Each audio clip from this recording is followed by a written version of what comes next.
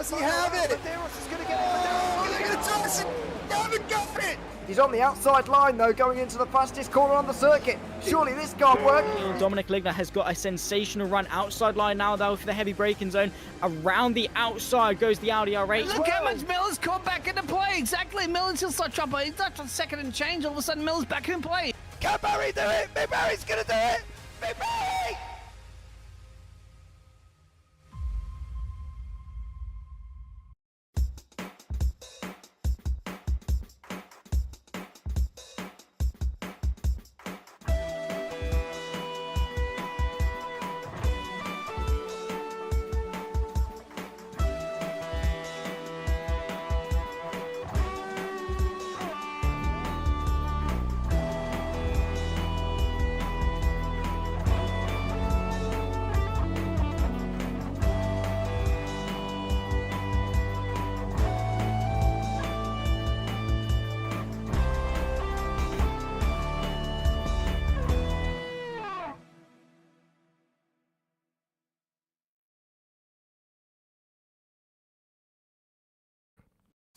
Hello and welcome back to the VWSC here on JPB Broadcasting, or JP Broadcasting as most people call it. My name is Edward Hunter. I'm joined by a wonderful broadcast director, Paul Glover, for the fourth round of the championship, which takes place here at Spa-Francorchamps in Belgium, here on this lovely mid-May evening where there is rain predicted, so that will be definitely throwing a little bit of a spanner in the works for our two Hypercar classes and our two GT3 classes as well. So yeah, plenty of interesting things to talk about. We have got Ross Smith, who's going to be along very, very shortly. I'm unfortunately going to have to nip off midway through this introduction to go eat dinner and hopefully get back before the race starts, because I wasn't really supposed to be doing this today. But anyway, here I am. I guess it's better than having nobody, isn't it, Paul? So anyway.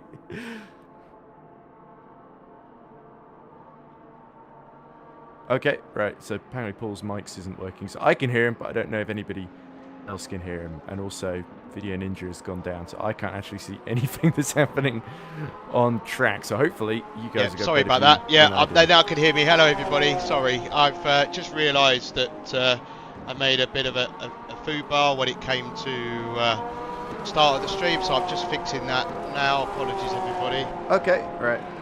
I assume they're just seeing absolute chaos. They're seeing a stream. They're just, you know, I had to take your stream down, unfortunately, but it'll be with you momentarily. That's fine. I didn't want to watch the race anyway. There you go. You should be back. Yeah, there we go. Okay, well now I have to watch the race. Great. Here we are. We're back. No worries, ladies and gentlemen, at Spa-Francorchamps. So our four championships, as we said, in the main Champion Motorsports VWSC series. I keep calling it VSWC, but it is VWSC. Most definitely.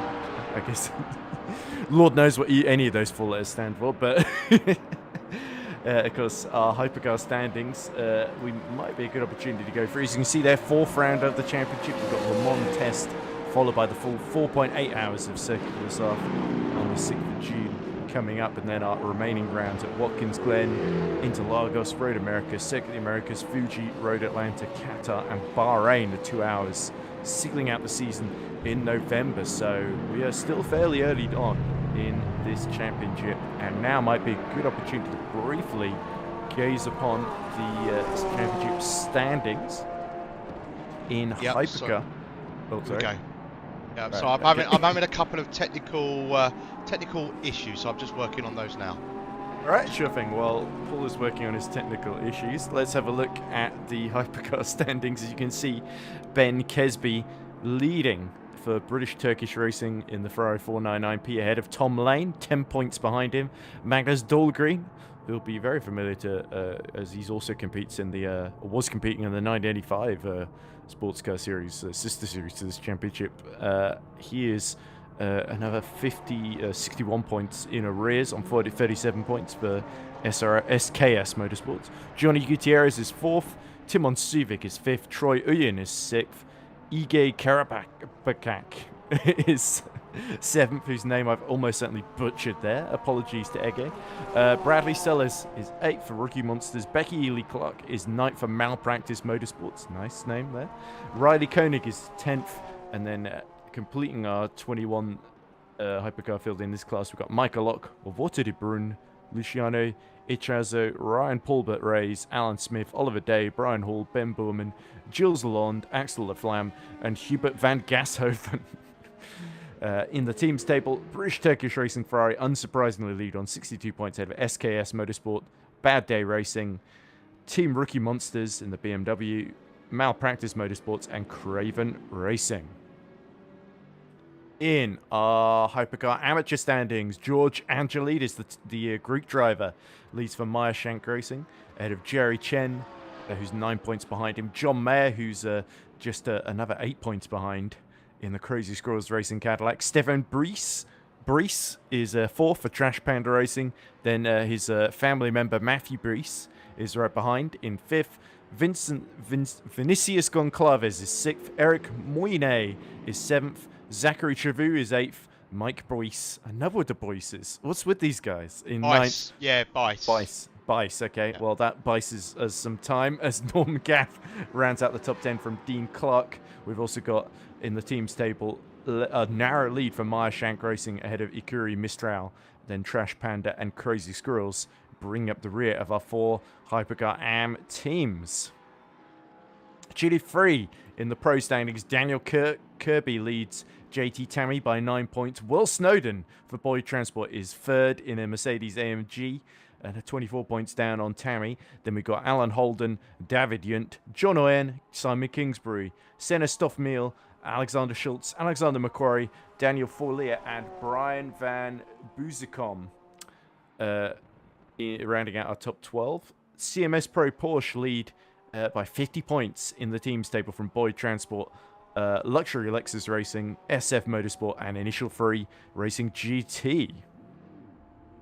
Finally, GT3 AM, Vasilis Katarinakis is leading on 15 points ahead of Maximilian Petravki. Daryl Kruger is 3rd, Stefan Miller 4th, Peter Meyer 5th, Stuart Barge 6th, Matthew Overton 7th, Christian Dowger 8th.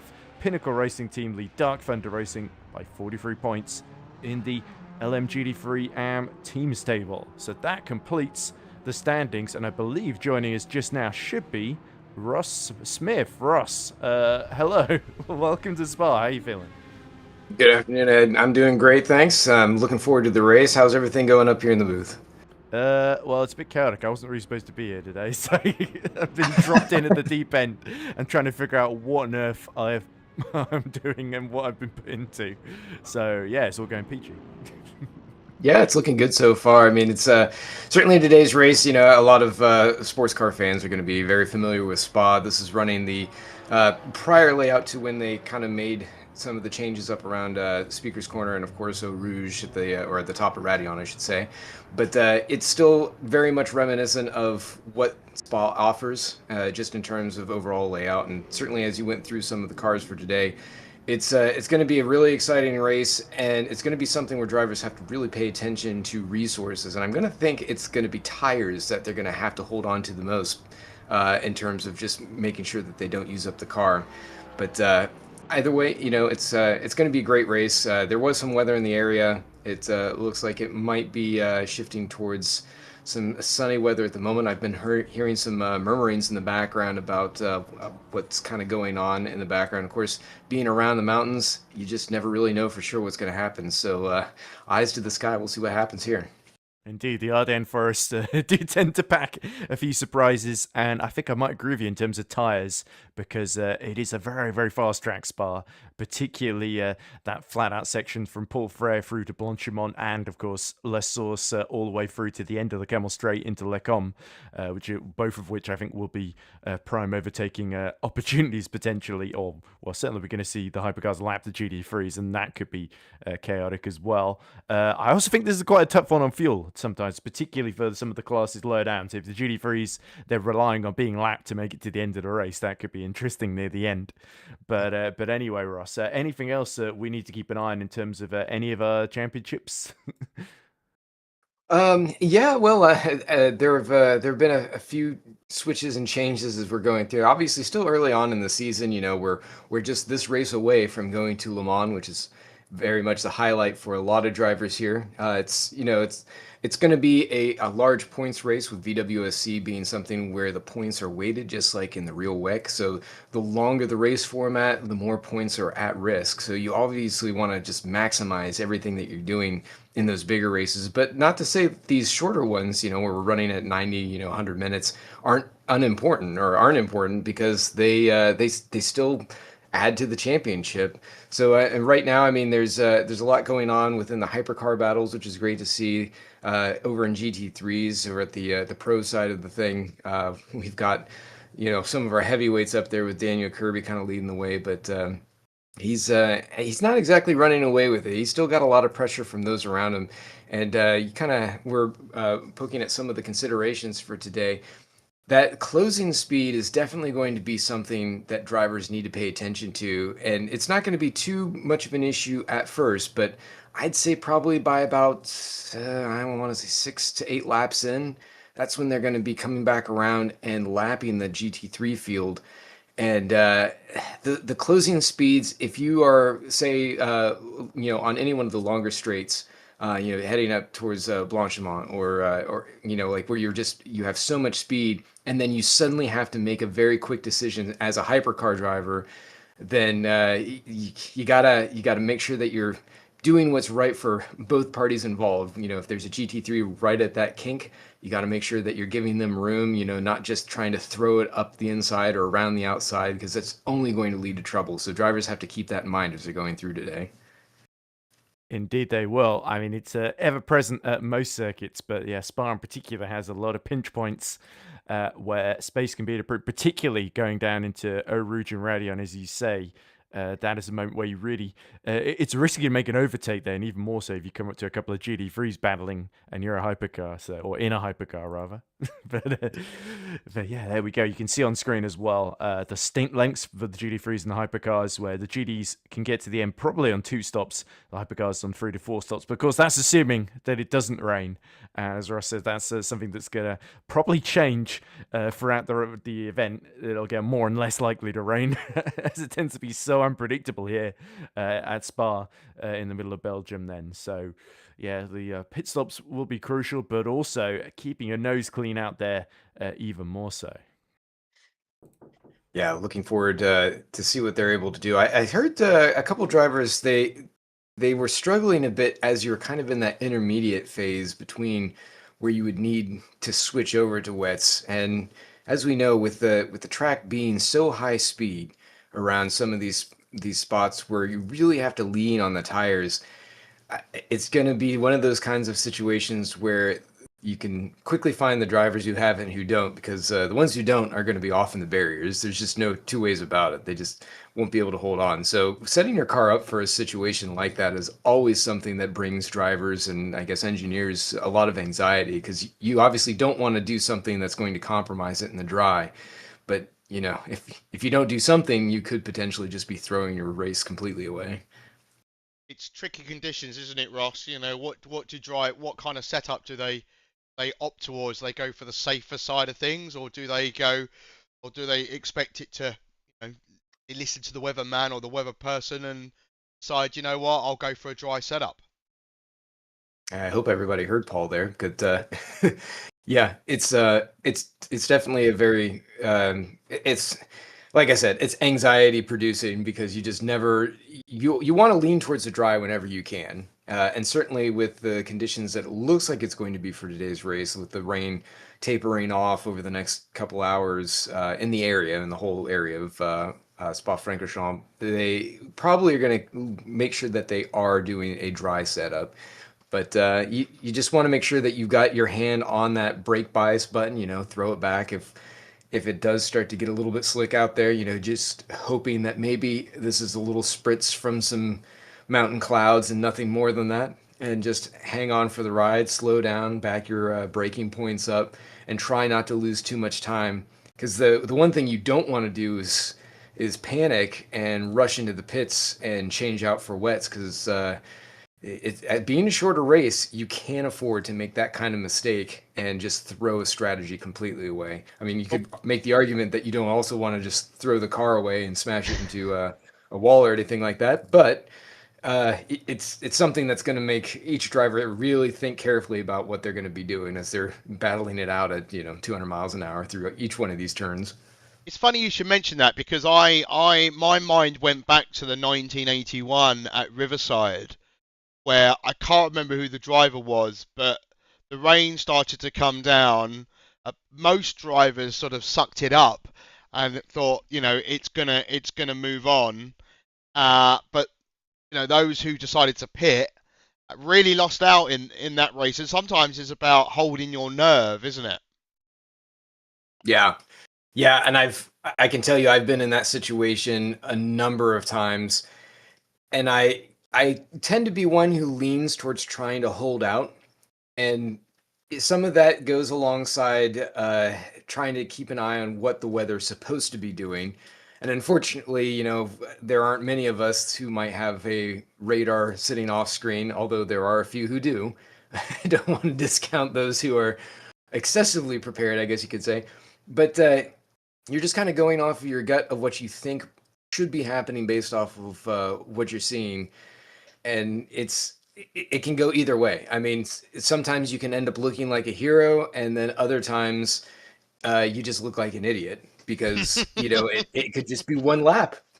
That's all the difference it could make, is just maybe holding on for one lap or coming in one lap too early. And, that can just be the entire race right there. Yeah, I'm noticing. I mean, apologies, I wasn't here for the previous round, but I'm noticing some new names on the leaderboard as qualifying is underway. We've just got over a minute of that to go, and that'll be followed by a warm-up session with the driver briefing taking place. Alex La Flame, I don't know that one. I probably absolutely butchered that. And then you've got another Mika. Or Micah, currently in P9 in the hypercar. So it's good to see some new drivers joining the field. Yeah, I think, if I'm not mistaken, the other Mika Leuvink, is actually Axel Laflamme's teammate. So Right. they're new this year coming in on the Aston Martins. So Axel had shown up for the Imola race, and unfortunately there's a little bit of confusion over the race start. Because there was an issue. One of the drivers back in the field, he ended up coming in later and starting from the pits. But what they were doing was, I had actually assumed, I'd missed this during the racing brief, excuse me, but they're actually supposed to be triggered off of when the leaders cross the start-finish line. So then at that point, all drivers can go.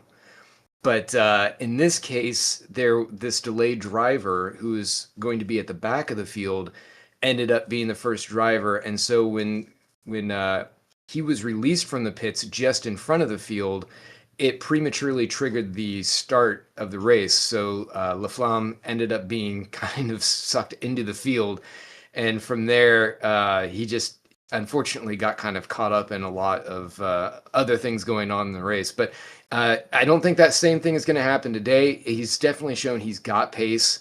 And I'm excited to see how he works out, how also the other Kevin Galat, I'm not sure where the emphasis goes there, but coming in with the Genesis, which is new for this year. It's great to see that he's putting that to work.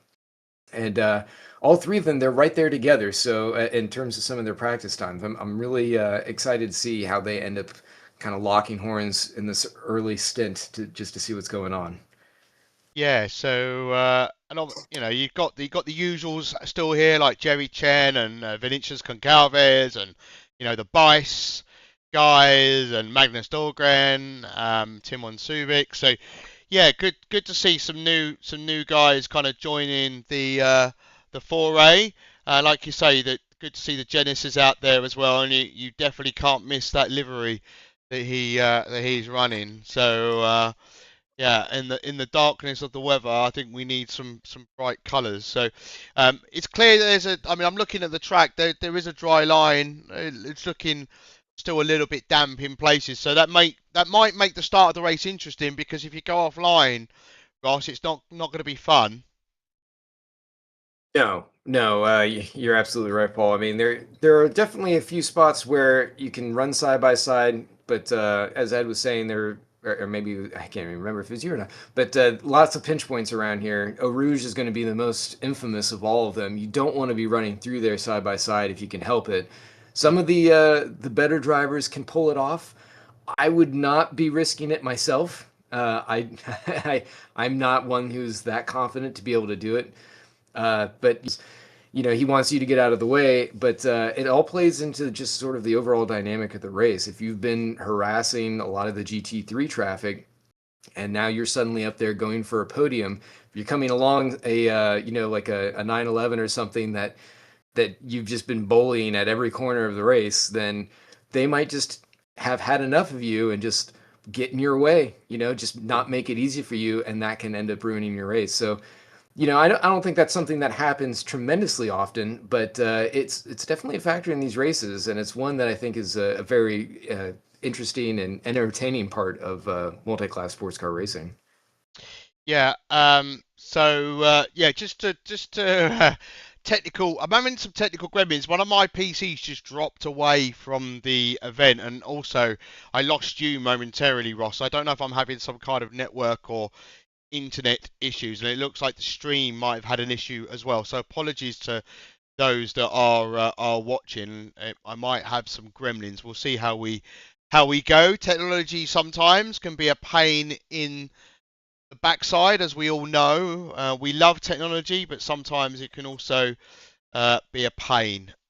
Just wanted to acknowledge that I just had a bit of a hiccup. So one of the machines stayed online, so I don't understand what the difference is. But warm up has now begun, the drivers will be having their briefing. You're an experienced man, Ross. What kind of things is George going to be saying in the briefing to these? Especially, I think it's probably important to, like we touched on, you've got some newbies. They probably need to make sure they've got their ears open and pay attention. Yeah, for sure. I mean, he's going to be going through the race start procedure, some of the other elements of the race to be looking out for. I think number one is going to be what's happening on pit road, because the R Factor 2, the Studio 397 version of the track, has both the 24-hour endurance pit road, which is the one that wraps all the way around La Source. We're going to be using that one just because it's very tight on there, and otherwise, if we didn't, then everyone would be double stacking. And there's procedure for dealing with that, but you don't want to have to deal with that if you don't have to. So we've opened it up. Pit road speed is 120k, which is quite a bit faster, especially as you go towards that hairpin. Drivers are going to be extra aware of how fast they're going right into that, because it's a 180-degree corner. I mean, you almost can't even make it in these cars. You're just turning the wheels hard as you can to get around it. So they've got to be careful. They've got to watch out for drivers right next to them. It's a very tight pit road. So that's going to be one of the biggest things. And then probably like what we talked about, the closing rates going down a lot of these straights, George reminding drivers, be careful, don't go for unnecessary moves, just play it safe, back it off. You can pass GT3 cars or slower traffic as you come out of the corners. There's no need to just be throwing a race away or incurring an IRR that's going to end up just hurting this race, because we've changed it over. No longer will IRRs be applied to the next race unless you DNF. If you DNF, then you have to, serve your time elsewhere. But anything that you do during this race, if it would be a drive-through penalty, let's say, or, stop and go, that will be converted to time and then added to your race time. So that's something that drivers need to think about. They can no longer just be battling it out and kind of go for a cheeky door smash or something like that, like a little bump and run, and then win the race and then take their medicine at the next one and try and, convert that into advantage later. You will be penalized here, as it is in real life. So these are all things that they're going to be looking out for. Drivers are going to be checking their setups and everything as they're kind of sitting there waiting. And speaking of, I've noticed that Cavan has actually got a hard medium mix on his Genesis. So I'm interested to see if that's something that can end up working out for him. He must be working the front end of that car extra hard to where it's just wearing it down. Nobody else is doing that. Interesting. Yeah, I mean, the split strategy thing is always quite an interesting thing, and like I say, the track in place, it's definitely looking drier. The start finish line is dry. It looks dry up until you get to the start finish line itself, and then it goes back down to single file at the moment. So, but if there's no more rain, that should clear up pretty quickly. You just touched on penalties, and I think it's something we've kind of overlooked. So Robin Molin had a not qualify from Imola. I don't know if he's here. I haven't had a look to see if he's down the list. He's not. Doesn't look like he is. But there's also Jules Lalonde has a drive-through from Sebring. So he's here. So he'll have to serve that. And then Axel, as we touched on, had a stern warning for avoidable contact for not accelerating as required of the pole sitter, which I think you briefly mentioned a few minutes ago. So, yeah, so driver briefing I think must be over. I'm hearing a few people going on track and moving around. So I'm happy to report that Ed is back he had to step away briefly. So Ed, I'll bring you back into the booth and I can stop talking, which is always a delight for everybody who has a listen. I think you're too harsh on yourself there, Paul, but I can imagine if James was here, he might agree with you, but he isn't, so I can be nice and not fear retribution. But anyway, yeah, so qualifying done. Race still to come then, and how long is it? It's like 90 minutes, isn't it usually? If I 90, yeah, for this 90, one. there we go. So I think Le Mans is 4.8 hours, isn't it? So at least I don't have to do that on my own. But yeah, 90 minutes. I think I could just about manage that. So yeah, I'll be It's not bad. You'd be fine. I never said it would be bad. It's just there'll be a lot on my mind. Are you gonna be joining us for the whole race, Ross? Or are you competing in this one? I will be in the booth for pretty much all the VWSC, the modern races throughout the season. Ah, cool, because I'm used to the old school one where you take part as well. You only get to hear from you at the end in the beginning. Yeah, I'm mostly just dedicated to the historics this year. So yeah, I'll be hopefully jumping into the booth for just the pre-race for those, and then competing and hopefully seeing everybody at the end, because I've won, but but it's so you got more time to sort the cameras out on the modern cars, right? That's a big part. Well, not just the moderns, but working across all of them. Actually, I'm wrapping up the last of the last year's historics, the 1985 series, so those can be released to the workshop under the Storm Gang Simulation banner. So very excited to get that all done. We actually have a few different cars, versions of the cars that we didn't get to include during the regular season where we were testing them. So like the MK actually has two versions. There's one with the double headlights that ran at Le Mans, where Nigel Mansell was in there, and they actually managed to lead despite their underdog effort, and then nobody heard from them again. So it was great. But yeah, looking forward to getting that done, so that way I can just focus strictly on getting the first pack of the moderns done, which includes many of the cars that you're going to see here today, barring some of the ones that are new for 2026. And that will be the WSC 2023 mod. It's going to have lots of the GT3s, lots of the hypercars that came out.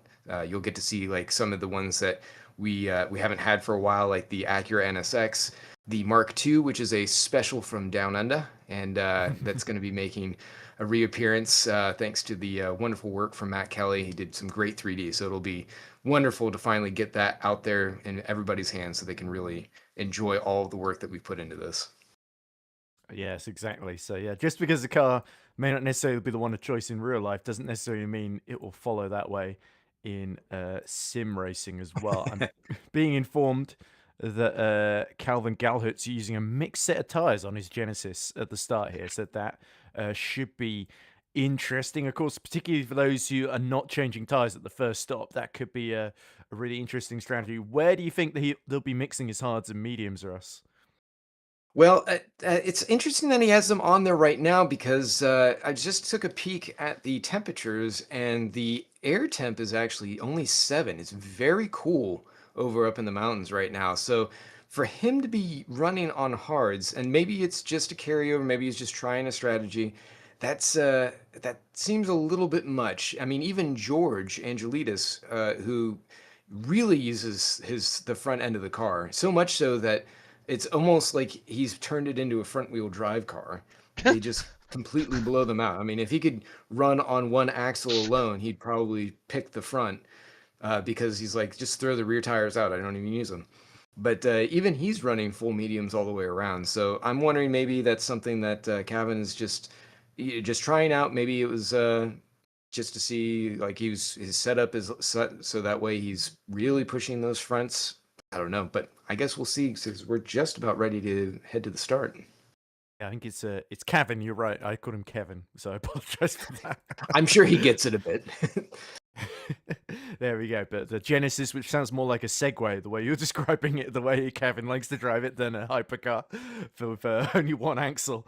But there we go. Let's see if from third on the grid, if he can make a big difference here. As we see, there we go. Oh, looking a little bit more grey of the skies than expected then. As you can see them going down the endurance pit lane, which of course uses all the way the run down towards Eau Rouge, rather than just the Grand Prix pit lane you might see in Formula 1 at the other side. And of course there's that long circuitous route that they take to rejoin the track just before the Camel Straight. There's one of our Cadillacs just going down the track. Of course, the highest qualifier of the Cadillacs, I think, is Johnny Gutierrez in 8th on the grid, of course. So it'll be interesting to see if the American manufacturer is the one of choice or not. Certainly the Hypercar AMS, there's a few more Cadillacs a little bit lower down. Gilles Lalonde and Dean Clark, I think, also at the wheel of the number 2 and the 31 as well. So that will be interesting. Meanwhile, GD3, it's mainly the 911 GD3s, or the 992s, I should say, that are locking out the top 4 from what I'm seeing at the moment. So I think we're expecting the Porsche should be the car of choice, but as we've seen before, Porsche often likes to do Porsche things, so we'll have to see if there's any chaos in the first couple of laps lower down the order. Yeah, they've definitely proven to be a driver's favorite. When they were first introduced a couple years ago, before this Evo version, it was definitely a very difficult car to run. It was beautiful for the first 5 laps or so, but exactly like you said, it just became very unruly as the tires would heat up, as the weight balance would start to shift, and the back end just wanted to take the lead. So there's been a little bit of work on the car, just kind of like in real life. It was a little bit underpowered when it was originally released, and it's kind of been brought up to speed. And of course, with the likes of talent like Daniel Kirby, John Ulian, you know, they're really great with their setups and of course their racecraft and their driver skills. So they've really been able to show that when you've got a good setup and you're really linked up with the car, it can just fly. So they're going to definitely put it to the rest of the field. We'll see if the likes of JT Tammy, if Vasilis Katernakis down there in AM, if he's able to kind of keep things up with the Mustang. I know that one's also gotten a bit of a buff, so it can kind of compensate for a bit of that front tire wear that it has to struggle with. It's interesting comparing this to the other sims like Le Mans Ultimate, where the Porsche tends not to be the car of choice. It tends to be like your Mustangs, your Ferraris, your Lamborghinis as well, that tend to be the GT3 front runners. But yeah, of course, plenty of Aston Martin Valkyries. We just saw Axel Laflamme circulating in this warm-up session then, as everybody's sort of waiting for things to get going, essentially. 7 minutes to fill. And the likes of Michael Luving, Axel Laflamme, you might be familiar with in open-wheel single-seater championships like GP VWSC, where they're also competing in the bottom end of that ladder, and have been very competitive as well, Luving consistently fighting for podiums in particular. Although, of course, in the Valkyrie, very different set of skills here, with the length of the race, with the weight of the car for one thing, and with the V12 engine at the back particularly, and the having to manage your fuel and tyres over a much longer distance than a sort of sprint race. This will test him to his absolute limits, and indeed the rest of the field as well then. As you said, was saying right at the top of the show, Ross, for a lot of drivers this is seen as a little bit of a warm-up for what they can expect at Le Mans in about a month's time. Yeah, exactly right, Ed. And it's good to, very important to note that this is the final race where drivers are going to be able to actually not necessarily qualify, but be eligible to race at Le Mans on their own. You have to at least have one race within the season to sort of get your ticket to be able to participate there, which doesn't preclude you necessarily. If you still wanted to come in and race with another driver to do swaps, it's the only race in the season where we actually do that. That's why the length was extended from 2.4 to 4.8, so drivers could do that. If you are on a racing team, you have to race with the rest of your teammates. So if you've got a 3-driver team, because you're trying to maximize your points potential across the season, it hinders you just a little bit, because now all 3 of you have to share the same car. So that obviously leads to a greater chance of technical difficulties, the possibility of a single setup not working for all drivers, so it kind of compromises your speed.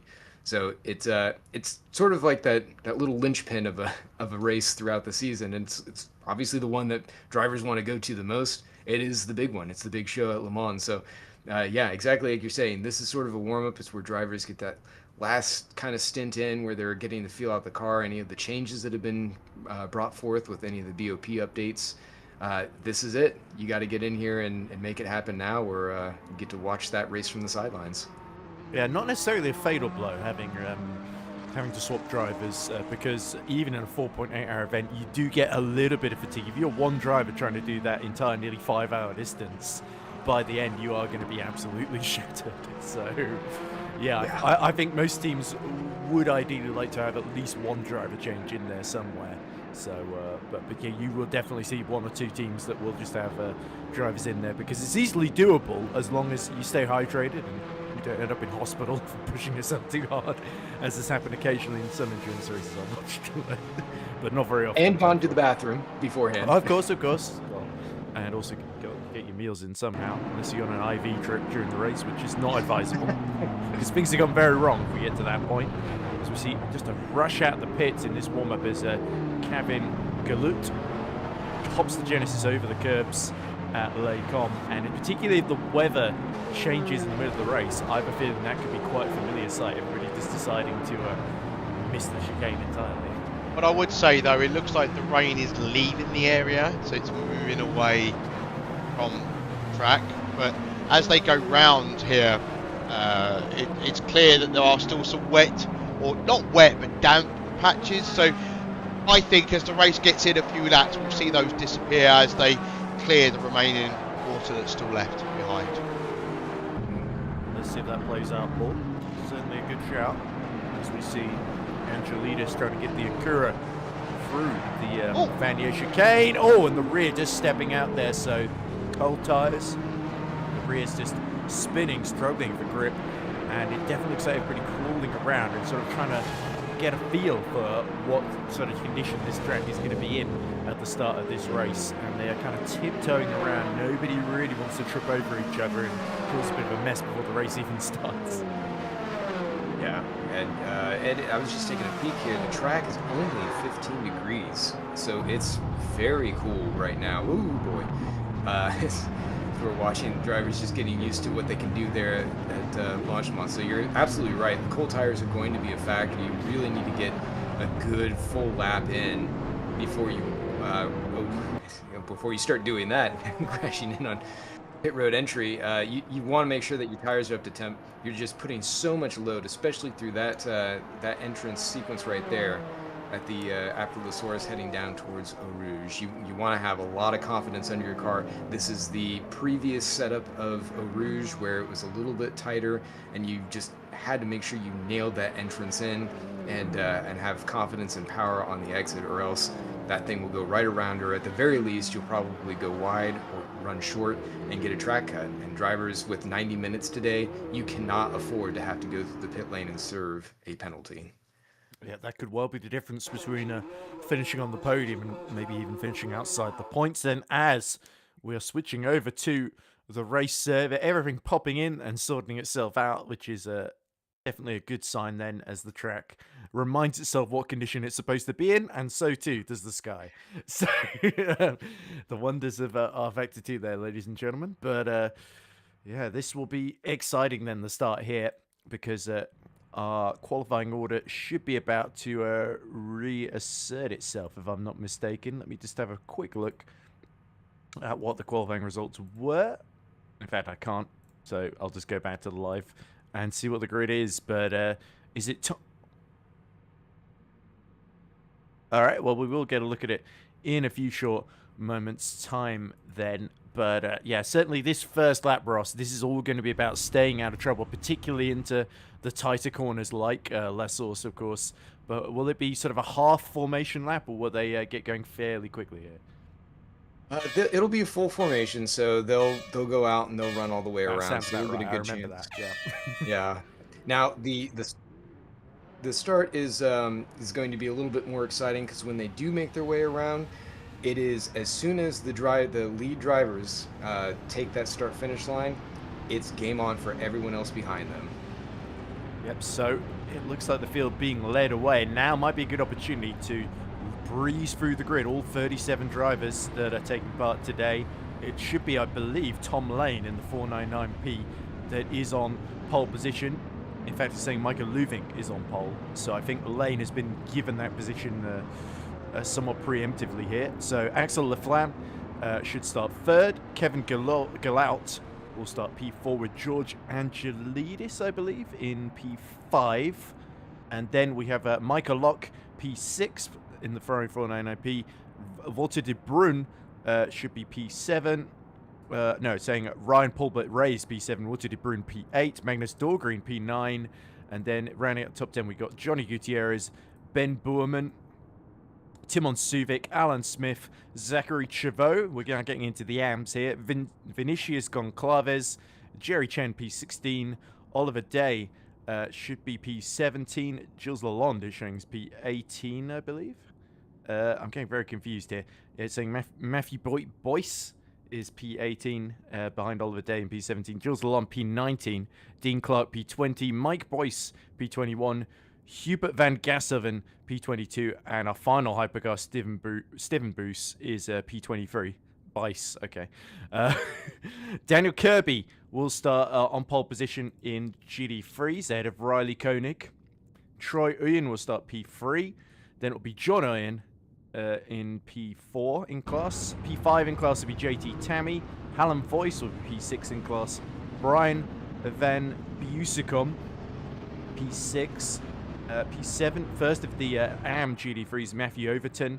Then it will be Alan Holden and William Snowden, Stephen Miller, Stuart Barge, Vasilis Katarinakis, and Daniel Kruger, P37. Okay. I think I was trying to get through just seeing who was actually on the grid rather than necessarily the result screens there because it was confusing the hell out of me. But no, you did all right. It looked like it might have just been a glitch for when it was grabbing the positions, but you called it right. So we're. It is Tom Lane on pole, importantly, in that black and purple machine. You can see the number 50 there. But Luvink, of course, in the Valkyrie, along with Axel Laflamme, will be keen to make ground here. So Lane, who's been so successful in the past here in VWSC, will have to have his wits about him. The changeable conditions definitely suit Tom Lane, so these early low grip, low track temperatures should suit him fine, as we see the row of 4 identical Porsches in the top 4 there that are going to lead the Pro GD3 start. Yeah, and they're 2 separate teams, but they're all basically Beautiful me. So yeah, they've definitely got their engineers. Right, and, which one is Troy and which one's John Oy? Okay, I think they're both 111, so it's gonna be fun. That would be a disaster.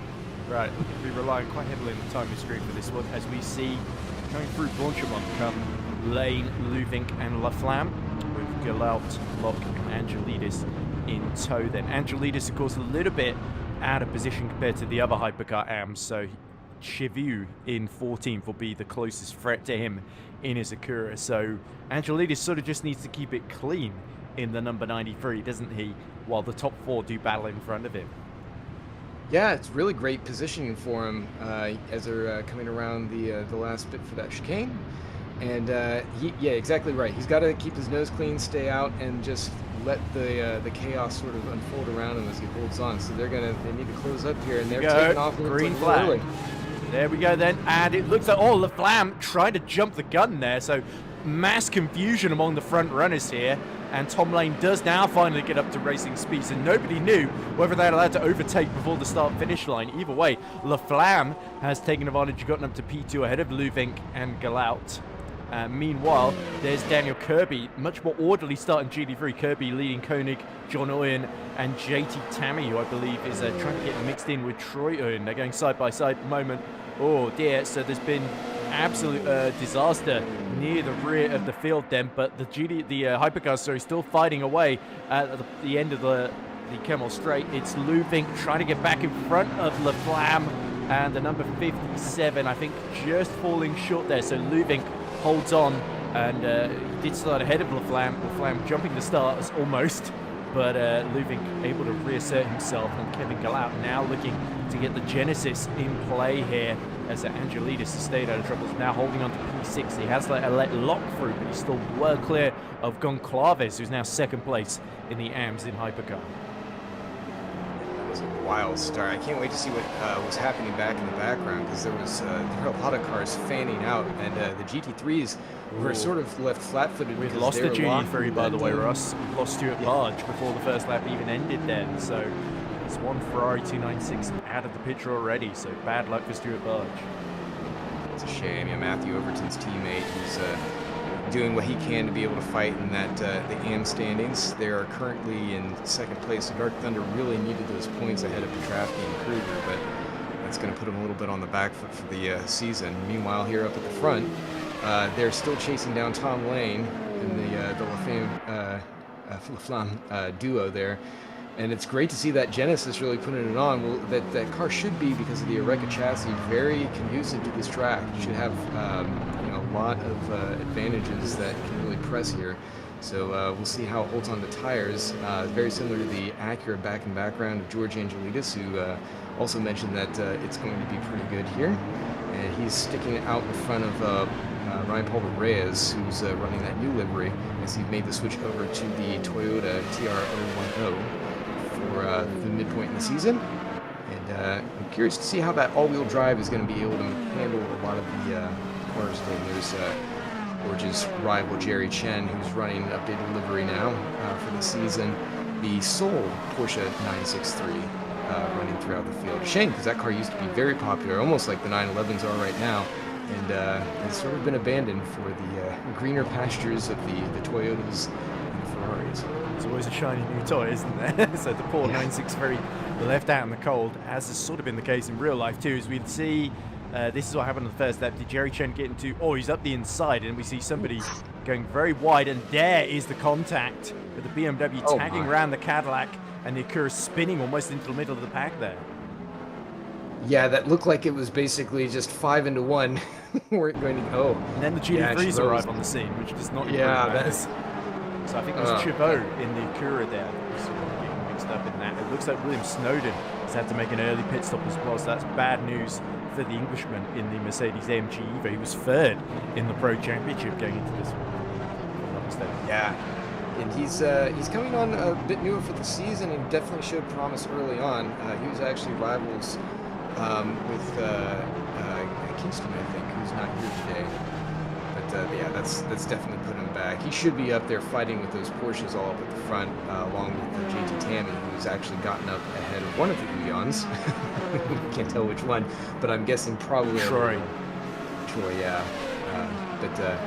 Yeah, at least Jerry, he managed to. I think he just got caught up in a bit of Constantino effect, and now he's, he got a little bit of a whack, and then everyone else just sort of splayed out behind him. So he'll stay steady though.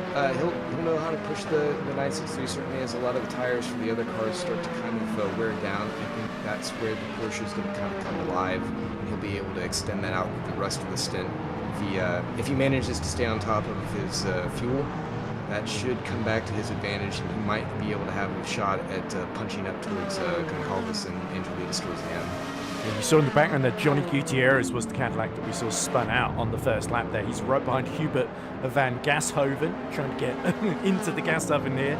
But Hubert defending well at the present moment as they go into Aruju Radion. Risky place to pass. He might be better. Oh, it's a lot of cross cutting for the Acura there, and that could give an opportunity to Johnny Gutierrez, although for some reason Van Gashoven has the lights on full blast there as we see him fending off. And then there's a second battle going on just behind. This is Stephen Weiss, Mike Weiss, W. Mike Weiss. I don't know what W stands for, but the two Toyotas fighting away with Gilles Lalonde for company, who's at the very back of the pro hypercar field. But meanwhile, while all this has been going on, Axel Laflamme has gotten back ahead of Micah Luvink and has set the fastest lap of the race and is hovering at just 8/10 behind Tom Lane here. So Lane under a little bit of pressure from Laflamme, who we saw was very keen to start the race before it started and just about avoided any kind of jump start penalty, I believe, and is now trying to get the Valkyrie right in tow behind the 499P here. So Lane may have to do some defensive driving here if he wants to hold on to the lead in these early minutes of the race. And here comes some GD3 traffic too. Yeah, that's the 36th place William Snowden, who has just come out of the pits. He must have gotten whacked and had to get some damage repair. Fortunately, it didn't spend too much time in there, so he might be able to come back towards the end of the race and pick up the pieces. But they might catch him as they head down to Eau Rouge. Hopefully, he's able to kind of sprint away from them, but I don't think that's going to be the case, and this is going to be a bit of an issue. This is going to shake things up. Yeah, historically, not a good idea to bet on a GD3 to out-drag a hypercar. It's a kind of losing fight before it's even begun then. Although, Snowden just about gets out of Lane's way there. So the problem was he can't really back out in the middle of Eau Rouge there because there isn't really a nice little parking space. But we're going to see a replay, I believe, of something to do with Will Snowden. It's either what we just saw. Oh, no, this is... Luvink losing second position to Laflamme just a lap or two ago. So side by side down the Camel Straight, you can see the 87 Valkyrie passing the 95 Valkyrie. 57, not 87, sorry. So Laflamme judging his move well, having the momentum to put it off, and Luvink deciding to live to fight another day and just keep his eyes peeled on the top two in front of him. Gilout, by the way, about 3 seconds behind Luvink, and Gilout is... starting to fall back in that Genesis into the clutches of Angelidis. So this is how we lost Stuart Barge on the first lap. The 86 there on the inside. Well, he was watching out. He decided to drive into Will Snowden to avoid him and end up going backwards and having a massive flip. Oh dear, they put elastic bands on the suspension instead of metal, apparently. That explains that. But it's horrible bad luck for both of them. And it's really put Will Snowden with at a bit of a disadvantage. But here comes Laflamme. Rossi's all over the back of Tom Lane, who really appears to be struggling now. Well, I don't know if he's struggling as much as Laflamme is absolutely on fire. His namesake, he's actually down in the 201s as of the last lap. It'll be a little bit slower now since he had to back out just a little bit trying to make that pass attempt. But he's definitely putting some heat down. When he passed his teammate Kevin Mika going down the back straight there, it was almost identical to how he was passed on the first lap after he kind of got slowed up.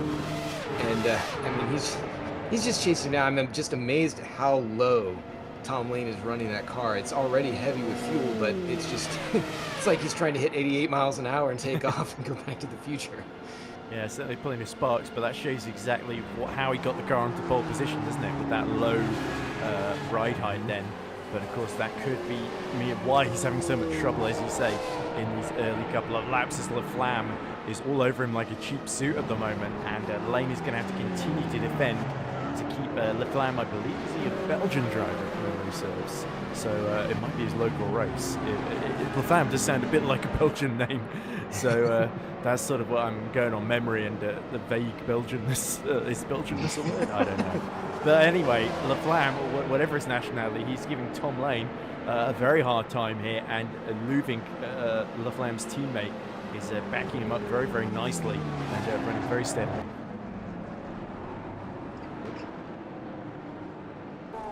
So I think there's a replay of what we already saw. So they're both avoiding the Acura, and Snowden gets pinched into the wall also by the McLaren, so it wasn't just barging him out of the way there. Yeah, that was Stephen Miller taking evasive action. I think he just saw that the Acura of Chauveau across the track at the last minute. Definitely not expecting him there. It's a really difficult spot for visibility because you're really looking towards the outside, as LaFlamme is starting to put some real pressure on right now. He's sneaking around the outside. I don't know if he's going to be able to pull it. That's going to be a tough pass. He's going to have to tuck back in. But yeah, exactly like you're saying, his teammate's right there, and that's going to be able to give Kevin back in the background there a little bit more. He started to close that gap down just a touch, so the interval is now about 1.5 seconds as they pass through the source. Down in the corner, we're taking a look back in the back of the field as some of the other hypercar drivers are making their way through GT3 traffic. Yeah, I think that was Troyun and JT Tammy fighting over the fourth in class. As we cut back to the lead fight then, our top three still tight together. Galout has been sort of matching the lap times of the leaders again, so getting things back under control here, which is very important for him. But yeah, this is... Oh, dear! Oh no, Lane is around! Sorry, I had my head in the timing screen, and Tom Lane and LaFlamme have come together then, so Luving takes the lead. Yeah, that was definitely... he's... waiting for him to come back, I think. I think you're right. Yeah. Yeah, he was redressing the situation. What a loss, though. That's going to put his teammate Luving right back up to the front, though. So now it's going to be between him and the Genesis, Cap and Golat, who are very fast drivers on their own. I don't know if they had quite the same pace as those two at the front. I mean, just the way that LaFlamme was really pushing. Now we'll take a look here. I think it's going to be that replay. So yeah, LaFlamme is quite a way back here, isn't he? Yeah, but he had a full head of steam, and he peeks out. Oh, Lane's already committed to the corner, and he knows immediately that he's tapped him around there, and that it's basically LaFlamme getting a bit too eager late on the brakes there. Yeah, yep, exactly like you said. He's he waited in very close with Paul Reyes coming through in that Toyota, but now he's got all those positions. This is unfortunately looking a little bit like Imola after he got fed right back into the field early on in the race. Unfortunately, this one was more of his own doing. Just trying to get a little bit too aggressive early on. He could have waited. I think that would have been more to his advantage, but it is what it is. Oh, here we go. LaFlamme up the inside of Ryan Pulbert-Reyes, and LaFlamme absolutely a man on a mission to make up ground here. That's him retaking P7. You can see Tom Lane in between Michael Luck and Timon Suvic right in front of LaFlamme now as well. So it is basically battle rejoined, and our two previous leaders now will have to fight through the pack to get back into the podium positions. It also means Angelidis is now on the overall podium, being third overall, and that really is going to improve his mood even further for the group driver, having dominated the AM hypercar class so far today. So we see a replay, I think, of LaFlamme's move that we just saw. This is Bice then, I think, hitting the other Bice.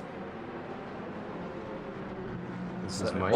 Mike just crashes into the back very late on the brakes, gets sort of sucked in at Lecom there, and it's not ended well for either of those Acuras. No, I couldn't. The Toyotas. Toyotas, sorry. no, but they have changed their picks. Yeah, both Japanese cars. But I couldn't tell if as Mike got spun around, or one of the was it Mike that hit Stephen? Oh. Steven, yes. When he came around, if he managed to tap into that Cadillac that was going through there, I couldn't tell if that was Gutierrez or Bond. Also, I think Luvink. Here we go. This is him lapping some of the GT3 traffic through Eau Rouge and Radion. Oh, he's come across the McLaren. Oh, that was a split-second decision. You see Galout has an even bigger one in the background, so they both lose time there. So luckily, Luvink's having to take evasive action, exceeded, if anything, by Kevin Galout having to do pretty much the same thing to a more dramatic effect behind. So here we go. Boorman is getting out of the way there for LaFlamme, who I think has had another issue to drop down to P9 briefly. Yeah, it's a real shame to see Boorman kind of that far back in the back as we cut over here to Troy Uyan chasing down Father John. But like the Ben Boorman, I know that he likes the stiffer cars, he likes the faster ones. I don't think he's had near enough time to be able to really do the sort of setup and practice work that he typically can when he gets into some of these quicker cars. I know he's certainly capable. He should be up there fighting within the top 5 or 6 for sure. But unfortunately, he didn't get. I don't think he was in there for qualifying, which has put him well back, and I think he's just sort of making his way through and just trying to get some time behind the wheels. We watch Troy. I think he got a little bit delayed early on because I know that he was up there. These two drivers are. Yeah, Tammy was in between them earlier, wasn't he? It seems like there's something going on because Paulus has made a very loud cat noise in my ear. Luvink, by the way, 6/10 now behind Kevin Galout. Steven Miller? Oh, he's in the thick of it. Yeah, so there's Yes, Lane. he's- Lane Oh. kidding Miller, and then that is no. how Laflamme lost a few positions. My goodness, that's just messy all around by everybody there, I have to say, Russ. Yeah, you'd have to see kind of from Laflamme's perspective, but I think that was awfully risky, like you're saying, right in front of everyone, and not very many places to go, unfortunately, but yeah, that was a mess. The other thing that happened just before we saw that replay is that Galout has stolen the lead from Luvink then. So the Genesis is in the lead then. So chapter inverse, the Genesis is delivering at the moment, and Luvink is still about 6/10 behind as they're about 5 seconds ahead of Angelidis, who's leading that train. So this is Lane and Timon Suvik having a little battle here. And did Lane get up the inside, or did they come together with the back marker? Oh dear, Suvik hitting the back of the Ferrari 296, and Lane having to take to the gravel. As there you go, Suvik luckily got on the brakes before rejoining in front of all the other hypercars. So yeah, Suvik has dropped to 9th in class as a result. But yeah, it's getting very, very messy. The hypercars all coming upon all the GT3s at the same time, and they don't know what to do really, as we see our leaders now lapping the GT3 Pro leaders. Yeah, it's a shame we didn't get to see the updated liveries for Suvik and Dahlgren. As Galat manages to get through, that's going to unfortunately delay with that Porsche there. The Aston Martin of Mika Luvink, but not too terribly much as he manages to get his way through. But now it's up to Kevin to be able to hold on and just keep pacing well. I'm very impressed. George Angelidis in the background there. He has not lost too much time to these up at the front. Who both Kevin and Mika have shown that they have really good pace, but obviously, credit to George, who's been able to put some good laps down and navigate traffic the way he has. He's still in the picture in the overall podium, like I said. Yep, nearly 20 seconds ahead of bikes is Angelidis. What's also happening at the moment is Laflamme, I think, just made a double move on two drivers. I think it was Alan Smith and Ryan Paul, but Ray's who's dropped to 10th or 9th in class at least. So yeah, Ray's having a bit of an awful lap at the moment as we see more blue flags in effect for our leaders. So this is how Galout got through. So I think it was again traffic playing its part. So Luvink held up by the Mercedes, and taking to the grass is Kevin Galout. So bold stuff there, but he was able to get through unimpeded. Yeah, that was one of the drivers who works for us over at Storm Game Simulation, Brian Van Puseckum, who's been able to come back in and do some work with that AMG. Unfortunately, doesn't have any teammates this year. He ran a 3-man team in 2025 that did quite well. And he's just getting in there, getting some good laps in. So good to see as we have some more traffic. That's Dan Kirby, who's leading the GT3s. As Luvink is showing that he is not ready to let that lead escape him. He's trying to close back in. That gap now down to about a second. As he come up on the source. Here we go. This is Ben Borman. I think something's happened to him. Oh dear, and you can see coming into Stavolo. Borman just hits the back of Laflamme, gets sideways, takes to the grass. Luckily, could have been a lot worse for Ben Borman there, but he just came charging in like a bull in the china shop as we go out, I think cutting the top of Radion there. That was pretty sad. They're going to have to be careful. We're not even 30 minutes into this race yet. We're just barely 20 minutes in, and they've been cruising quite a bit over the top of that ridge. They've got to be careful because, like I said before, you do not want to get a drive-through because that time loss is just astounding, and it will ruin your race almost as bad as we've seen some of these incidents so far. So apparently Jerry Chen is right with Matthew Ice, I believe, at the moment. There goes Paul. Praises me rather than corrects me, which is a good sign. So Jerry Chen really trying to get into second in the Hypercar AM class, but the GT3 leaders, again, that's the two Uyans, isn't it? It's John and Troy locking the way here. Yeah, this is definitely going to help Jerry, although I don't know how much, because once he gets there, there's not... Oh, he gets in the back of him. Gives him a little bit of a kiss on the rump and just tries to move up along the way here as they head into the gauche. Oh, there we go. And looks like, is that John Uyan? John was not the most cooperative there with the Trash Panda Racing Toyota, was he? But luckily, Gary Chen also gets through before Fanny Chicane, and the battle will continue as it was. I believe the way to tell John and Troy apart is that John's car is a slightly brighter shade of red than Troy's. Or if I got that the wrong way around. Either way. Well, I think it's because he's got the lights on him right now from that'd be one. trailing sun. Oh, Galout pits from the lead in the Genesis. So that is a very early stop. It should be about right. We actually, it's amazing that we've had about 20 minutes, but it is a little bit early. If he was able to hold on, I mean, he must be running in the absolute top end of that Genesis, burning up a ton of fuel trying to get it going. But you definitely want to be able to try and hold on with your fuel management as long as you can. It's a very long track. It's over 2 minutes long per lap. So anything that you can do to extend that fuel mileage, you want to be able to do. So that's definitely going to give an advantage to Luvink as we go in through the last about 3 stints of the race, because he'll be able to extend it longer than that. So we're looking here now, Gilles Lalonde putting pressure on Gashoven, who's up in front of him in the ARX. So classic IMSA battle between Acura and Cadillac as they come up on some of the GT3 track. Oh, Gashoven getting Lesource very, very wrong indeed, getting sideways, and Lalonde takes to the curb almost to just avoid him there. So messy moment for both of our American Le Mans cars, essentially.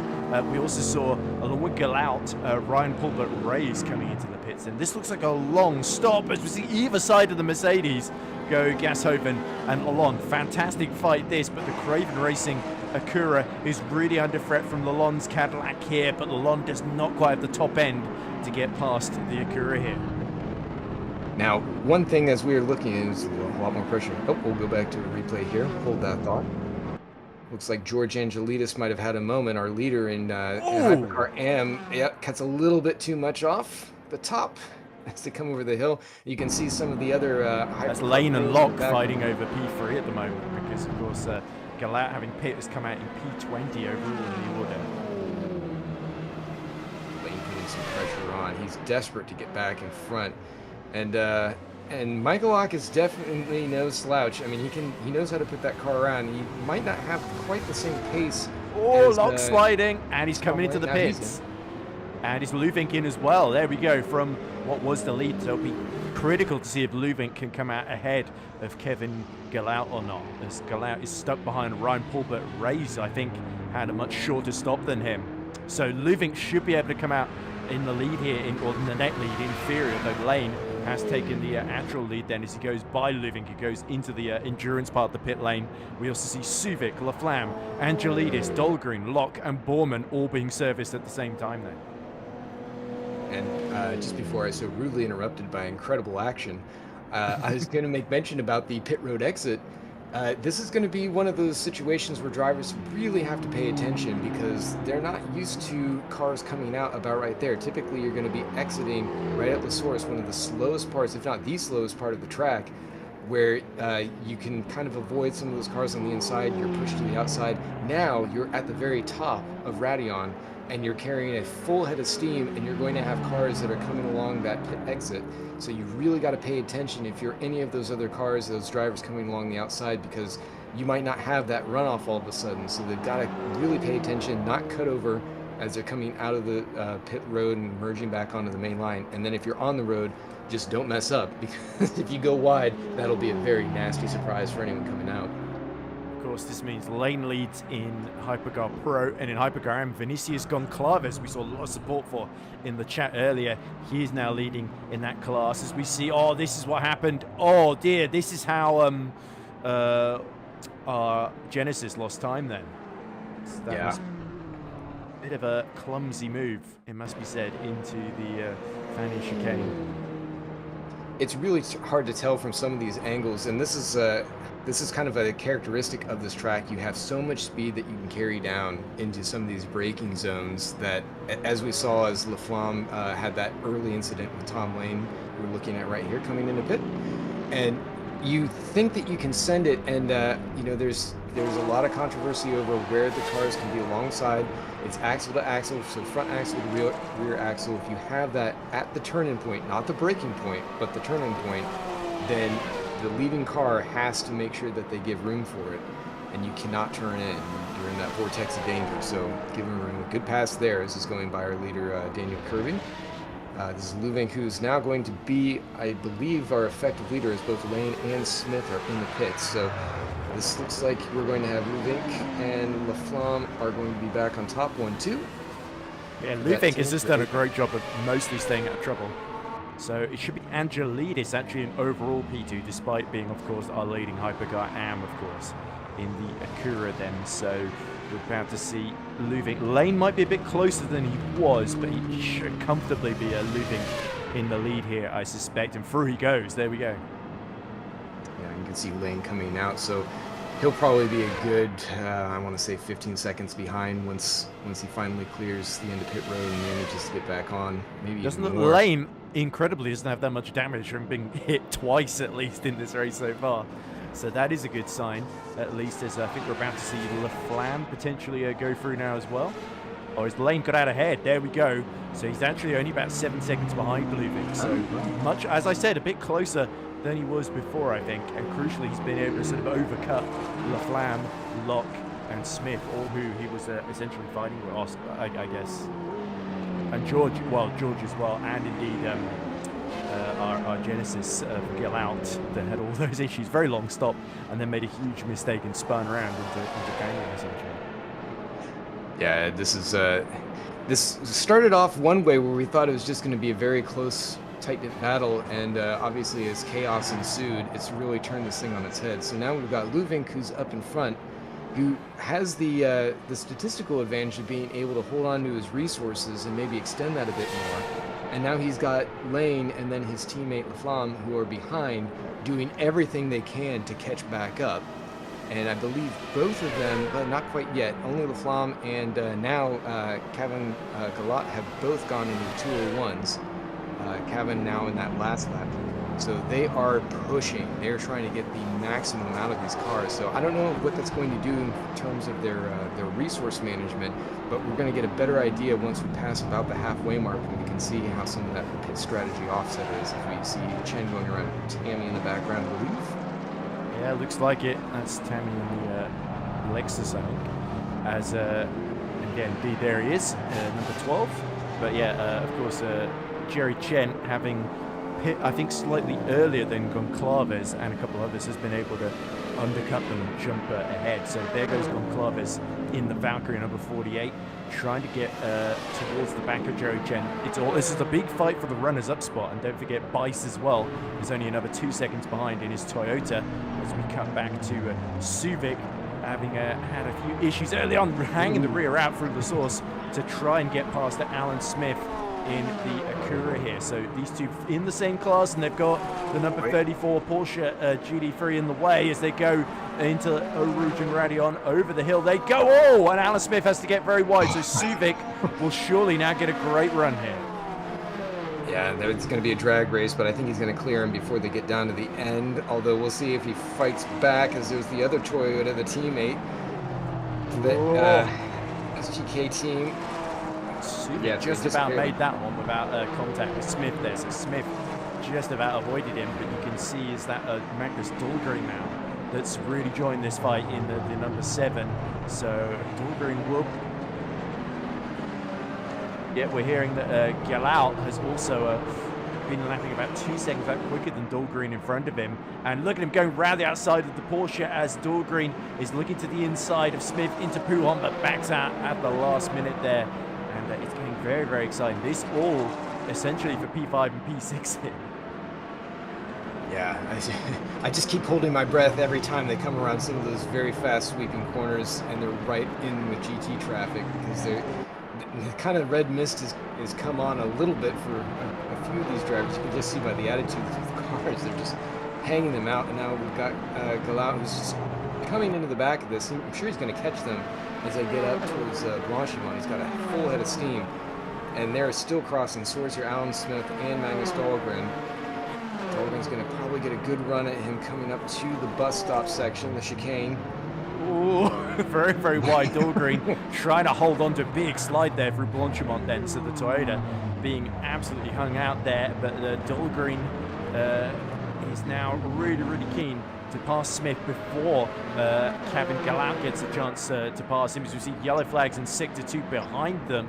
And up the inside, it's John Oyen who's hit trouble there, as again Dahlgren has to back out of a move into La Source, and you can sense here that Galau sort of in a hiding to nothing mentality. He's just going to put the Genesis wherever he wants to and hope that the other driver sees him in time. That's how he was treating the GT3 traffic, wasn't it?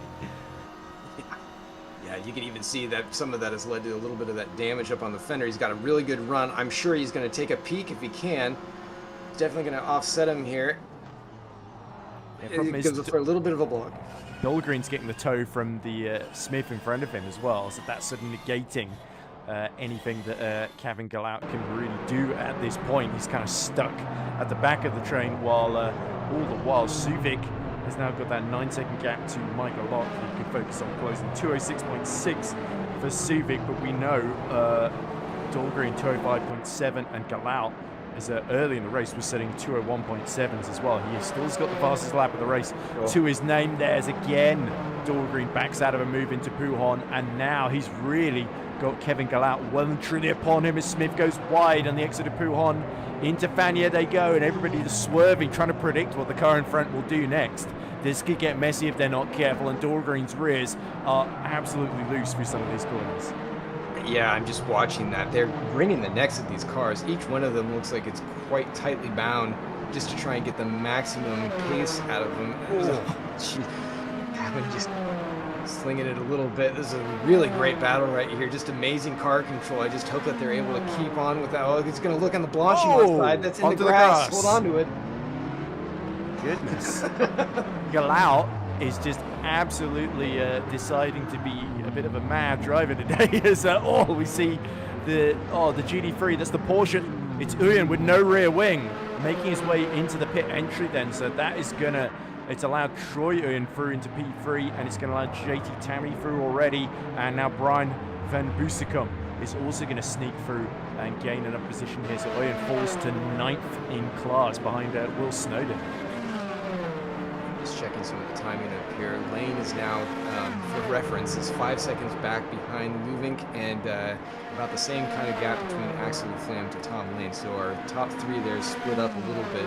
Oh, here comes Galau. Sorry to cut across you, Ross, but almost tempted to go 3 wide here. Galau going for Magnus Dahlgren late on the brakes, just snips in behind the Acura there. So very well judged from our Genesis man, as he again continues to slide the rear on the exit through the exit of Lecom, and now downhill through Malmedy and towards Speaker's Corner they come. So next up is Alan Smith for Craven Racing, and Galau, of course, not the Arsenal striker, as I'm reminded. Not that I know anything about football, so that means less than nothing to me. As Paul suddenly sounds very disappointed, but I tell you who's not going to be disappointed. Galau, if he can find a way through that number 92 in front of him here, and you've got to think Smith is going to be really having to drive very tight lines to keep behind, as he's again slowing the rear out, clearly feeling a lot of pressure. And remember, we've still got a long way to go, 56 minutes here, so Smith may be better off letting Kevin through without too much of a fight here, because he's clearly a lot faster than him. Well, they're in the same class, so I mean, he's going to do anything he can to help wear that car out, and this is really hurting Kevin. It's been great entertainment for us, but if he wants to have a shot at getting back up into that top 3, that's going to be something he has to take into consideration. Those tires are getting tortured, and I can't imagine this has been great for his fuel efficiency either. So I think that come the back half of the race, once they go through their pit cycles, this is probably going to send him back a little bit more than what he would have liked to see compared to those top 3 drivers up there. And he still has Nikolak to be able to go through once he gets by Suvic. Or sorry, Alan Smith and Subic. There we go. Another run for Galau. But meanwhile, Matthew Overton is picked from the GT3 AM lead. He's the first of our GT3 leaders to do so as Galau contemplates a move, but you can tell Smith backing him up into Dahlgren again as we see more GT3 traffic, but they come upon them down the middle of the Kemmel Straight, so it should just be a minor distraction there. You can see there Subic desperately trying to escape because he knows they're all coming for him if they can get past Smith here. And Galout again just trying to set up his exit here as Smith returns to the racing line. Oh, and gets a little tap from behind from the Genesis. Now here's an opportunity for Kevin. Decides not to risk more contact downhill into Malmedy. This is just wild to watch. He seems to really just have advantage all over the track, but Alan Smith manages to carry just enough speed that he. Oh, big crash in the background! Who is that? Looked like a BMW that went flying into Speaker's Corner. It's Borman, sorry, on those hard tyres that's hit the GT3 and gone absolutely flying in the background. So disaster for Ben and for a couple of GT3s caught up in that as well. We also see Riley Koenig and Troy Ewan have gone for the pits too. So that's going to promote JT Tammy to second position. But Daniel Kirby, of course, still in the overall and net lead at the moment in the GT3 class. Just look at how close again they're getting. Coming through Paul Fran, Dahlgren may be able to take advantage of this delay for Galout. Oh my goodness me! They're just going all over the show behind Smith here. And not enough room for all of them, surely, into Blanchimont. They couldn't fit a sheet of paper between them. They were just an absolute train through there. I was really worried for Kataranakas. Oh, Smith cut the track, and so too has Galout. So surely that's going to allow. They've got to let Magnus through here. I don't think because he wasn't passed. Yeah, well, Galout definitely will. Smith was already ahead. So there we go, into the source. They go side by side, and Galout takes a very, very wide line over the curb there, almost reluctantly, as if he's like, okay, Magnus, I'll let you through into Eau Rouge, but you're not going to stay there for long. And Smith gets a little bit of a reprieve as he gets sideways at the top of Rowdy on there. Those rears want to be absolutely shot here on these Hypercars. Yeah, all three of these drivers have just whipped these cars now. As Galout now looks at the inside as they're heading. Nope.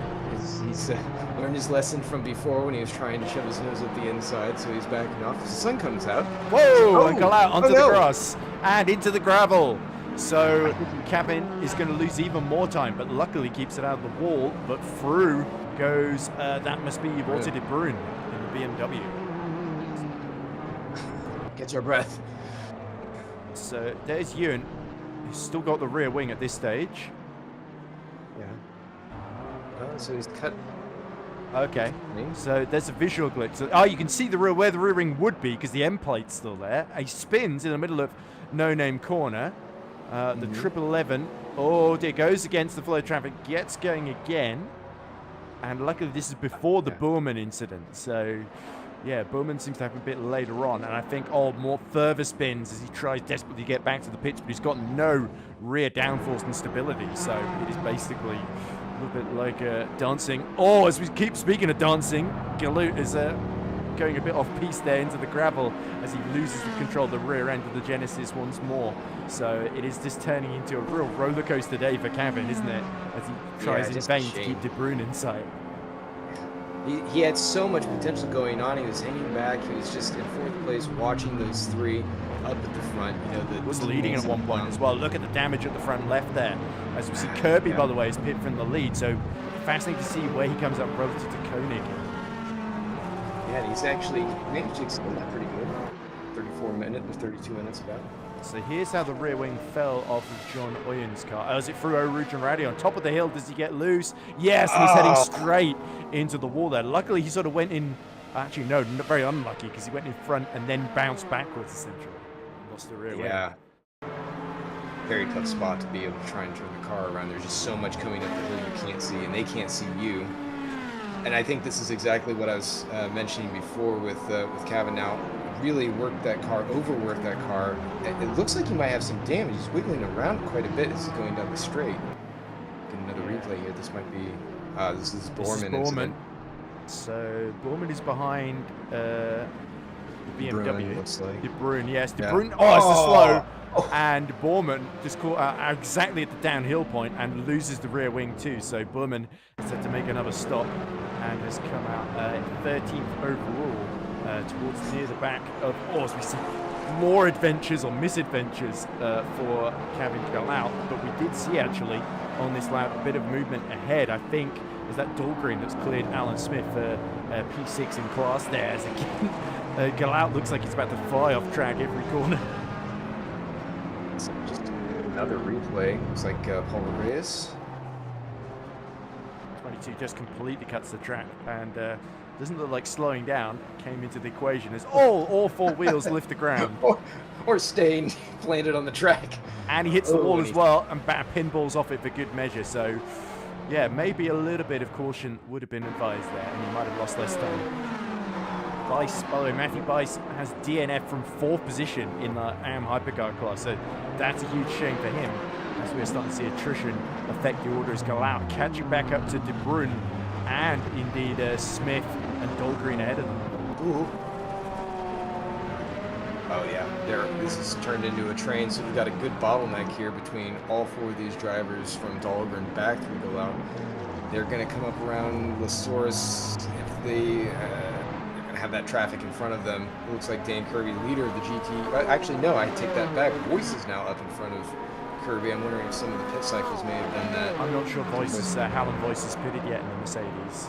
He's going very long in this stint as we see our 6th place battle just raging on. And here comes De Bruyne closing in on the back of Smith. Smith pulls the outside and blocks the path of Kevin Galaut. And it's 2 rows of 2 wide into Lecom. Somebody's got to give Smith his back through into P6 then. Just enough room. No, there's not enough room for Galaut. So Galaut, again, it's a no room for Kevin situation here. Back up the inside goes Dahlgren as they go downhill into Malmedy.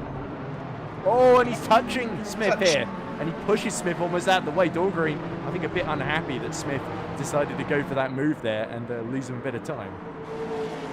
Yeah, it looked like it was all fair play, though. They mostly, it was just a bit of a kiss and a touch, nothing too untoward. Nobody really taking advantage much of either situation. So this has really benefited Fudrik Brun, who's been able to kind of stay right in with all those cars without having to take too much out of his own. This is that battle that we were watching in the replay down the bottom right-hand corner. So he got, just a little bit too much spun up on the wheels as he went over the curb.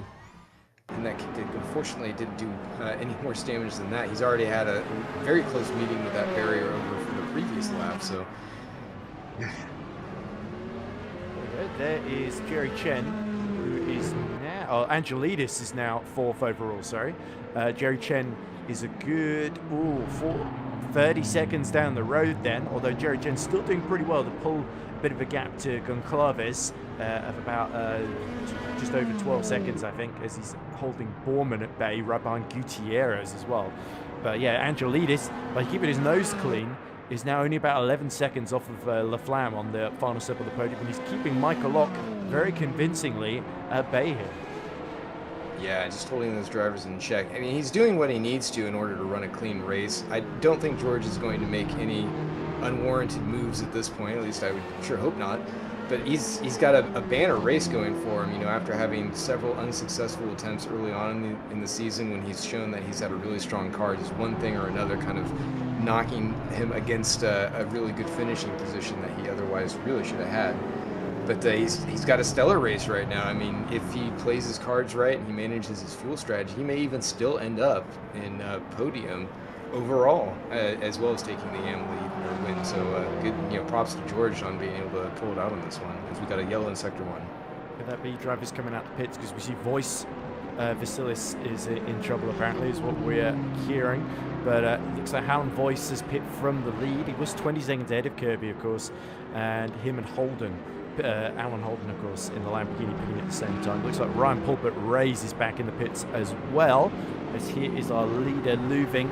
He's been matching the times, actually only slightly slower, 2:04.1s for both Luvink and Tom Lane that last lap around. So the gap staying steady at about just under 5 seconds at the moment, with Laflamme, I think, catching both of them and about a second per lap quicker, and only about 3.8 seconds down the road then. So Laflamme could still be in the frame to fight Tom Lane for P2, the way things are playing out here as we cut to Kirby. Still a good 4 seconds. He pit a lot later than Koenig, so he might have the better tyres in this situation with Dan Kirby. Yeah, I think you're right. And I mean, Kirby's able to manage that car so well. This is a really good track for the 992. So we're taking a look at Matthew Overton leading the way ahead of Daryl Kruger by an astounding lead. That's going to be pit stop cycling for sure at 71.5 seconds. You can see Alan Holden in the foreground there. You know, props to him. Giant Holden. Like that angle. Yeah. Look, that Lamborghini was going to swallow me whole. It's like that movie of it's a little bit like that first ever cinema movie of the train pulling into the station where everybody led, but replace the train with Alan Holden. It's a Lamborghini. Yeah, but props to him though, holding on to the only Lamborghini in the field. He was running 296 for the longest time, and he's switched to one of the other Ferrari manufacturers, and he's promoted to the best.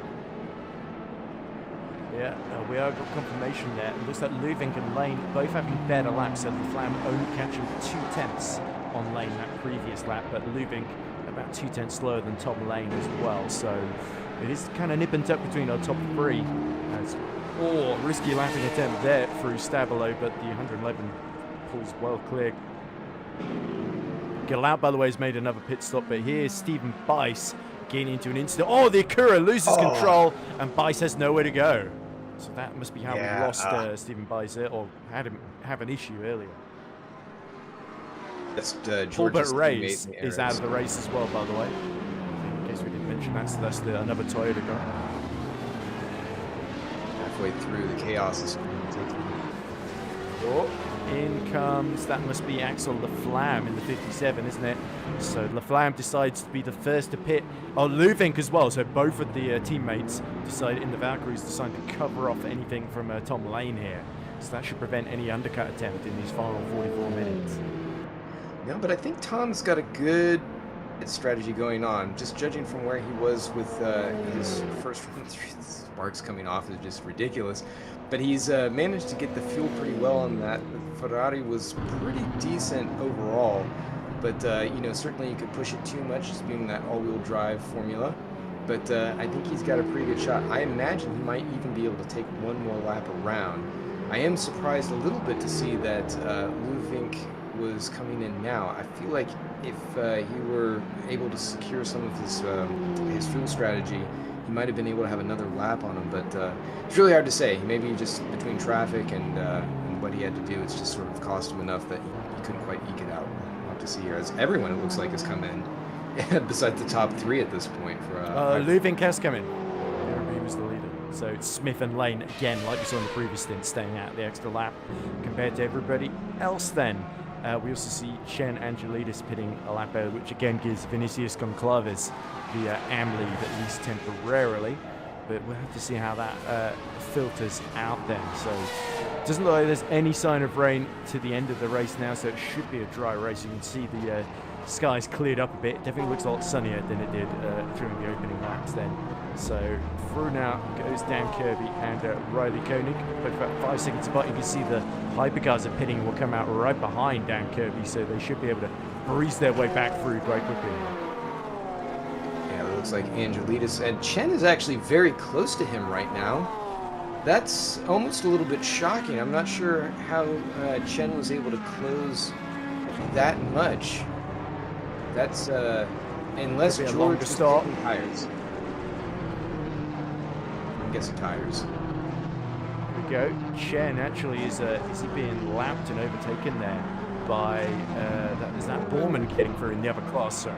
So yeah, Borman is fighting him generally for position, but yeah, getting into P12 overall, and that's about P10 in class for Borman. They got Alan Smith now coming up behind both of them. I believe that's going to be. He's not pit yet, yep. Yeah. I was going to say, I thought he might have been up a lap ahead of these two.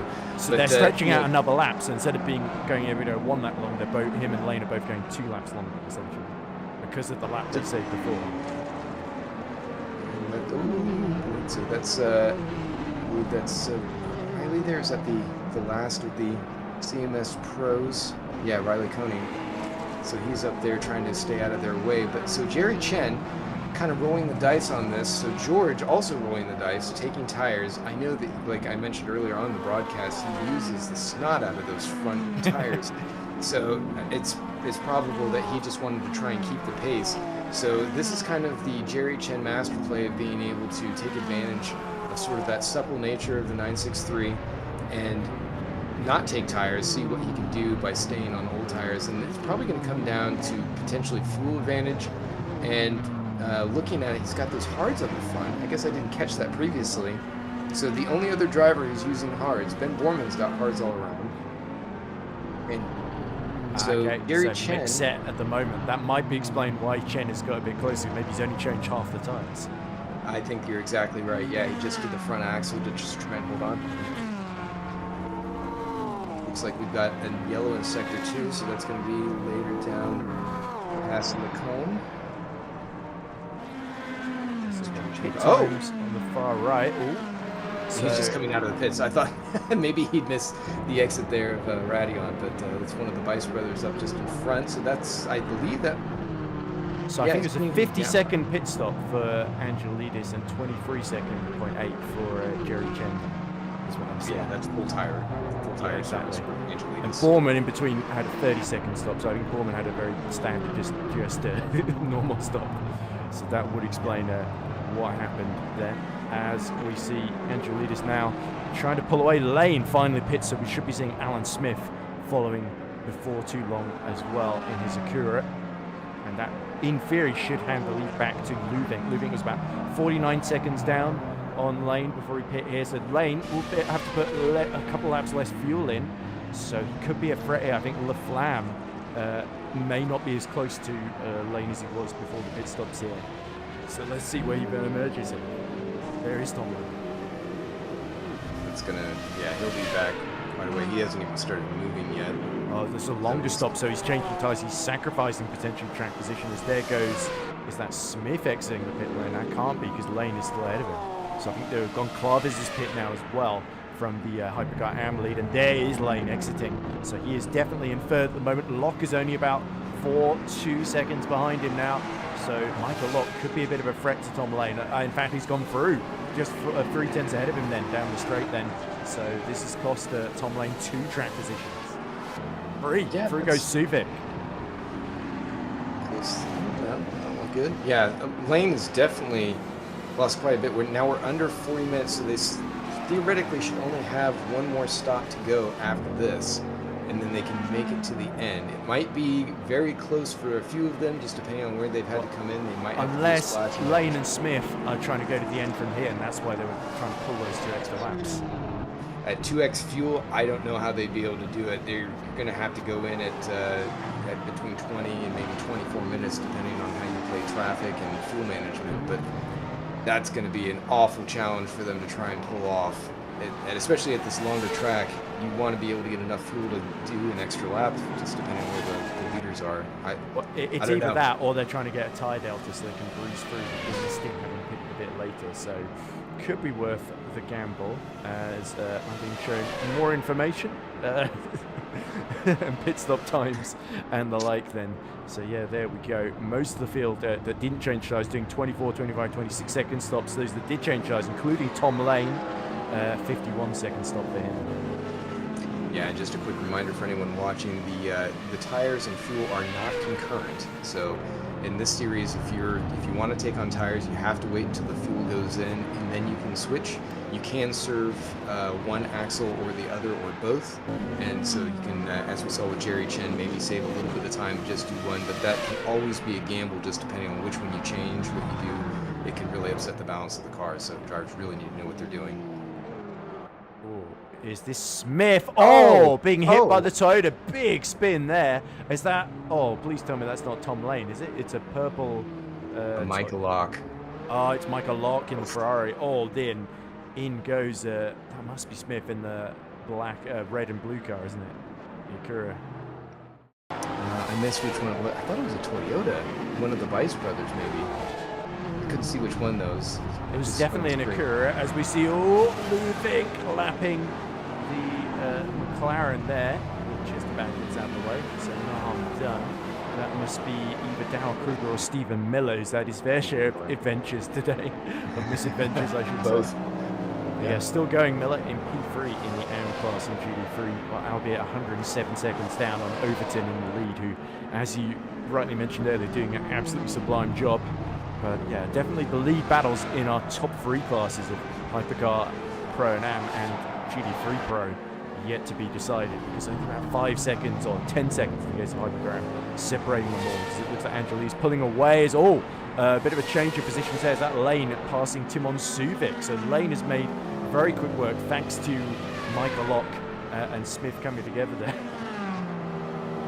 Yeah, that's. I'll be curious to see how Lane manages to put those. I have to look back at the timing screen. If he did take tires, He did, yeah. It was a 50-second stop, I think, is what we were saying. that we'll see how that plays out at the end. Because if those deltas shrink rapidly towards the end, he might be able to close that. And That there's was a that crash hard hit. again. So there's Suvic going through, and there's Lane. So yeah, 2 positions. They both lost their 2 positions at least there. And Mike Bice is the other car. There we go. So it's Bice and... Well, there we go, Paul. Well, you're mute on stream. We can't hear you. There we go. Another Cadillac being lapped there by Luvink, who's been caught actually by Laflamme, who's making his way through the traffic slightly more efficiently here and losing less time in the process. Last lap, 205.4 for Luvink, 204.9 for Laflamme, 202.4 for Lane. So Lane has definitely got fresh tyres and is cutting into that 19-second gap that Laflamme has over him then. So this could be really, really interesting. This next stint pivotal to see which of these 3 is going to end up winning this one, because I think it's basically they're the 3 that are duking it out for victory at the moment. Chen. Now he's about 11 seconds behind. Well, he's so, dropped yeah, from 5 seconds to 11 seconds, so that's not good news for Jerry, actually. No, and like I said, we've seen George do a pretty good job with his pacing early on. Obviously, just kind of showing off. I'm sure he was trying to do his best to save on fuel. He doesn't always have a great fuel strategy, I would say, probably within some of his usual strategies. But he does think about it, even if he can't always drive to a specific number that he probably should. He pushes it. I'd say that Jerry Chen probably has a bit more of the racecraft to be able to perform there, but right now he can't quite pull off that closing rate. But we'll see what it does when they come in and they have to do their final stop for fuel. I mean, that might be the determining factor. Yeah, could well be then. We've still got 33 minutes left to go on the clock here, and Mike Luvink on lap 28, of course.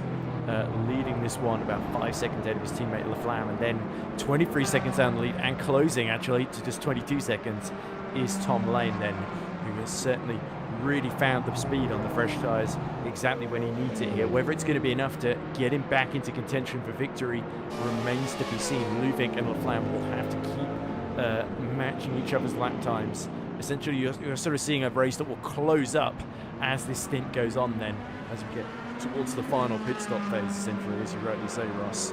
So, is Luvink going to be panicking too much, or does he think Lane has got way too much ground to make up at this point? It's really hard to say. I mean, over 30 minutes left in the race, and I'm sure we'll probably see something happen where they come right to the line. They still 2 seconds a lap that Tom is gaining Yeah. here. Oh, and a hit there. That's Angelidis having a bit of an issue there, I think. In the What's that? Is that there?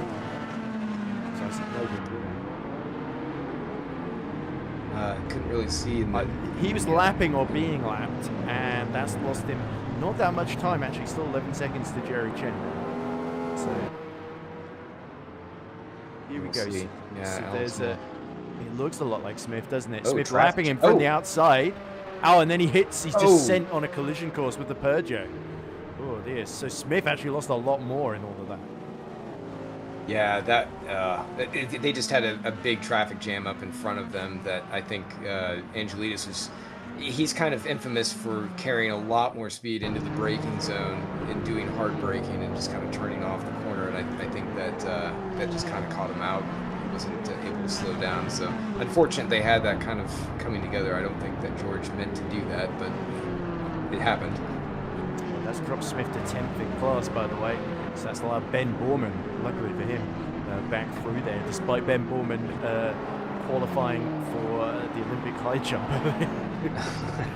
So yeah, Borman will be at least a little bit pleased to see a bit of luck going his way. Still only about a second and a half behind Walter de Bruyn, fighting back as we see. Oh, is that a little bit of a fight going on?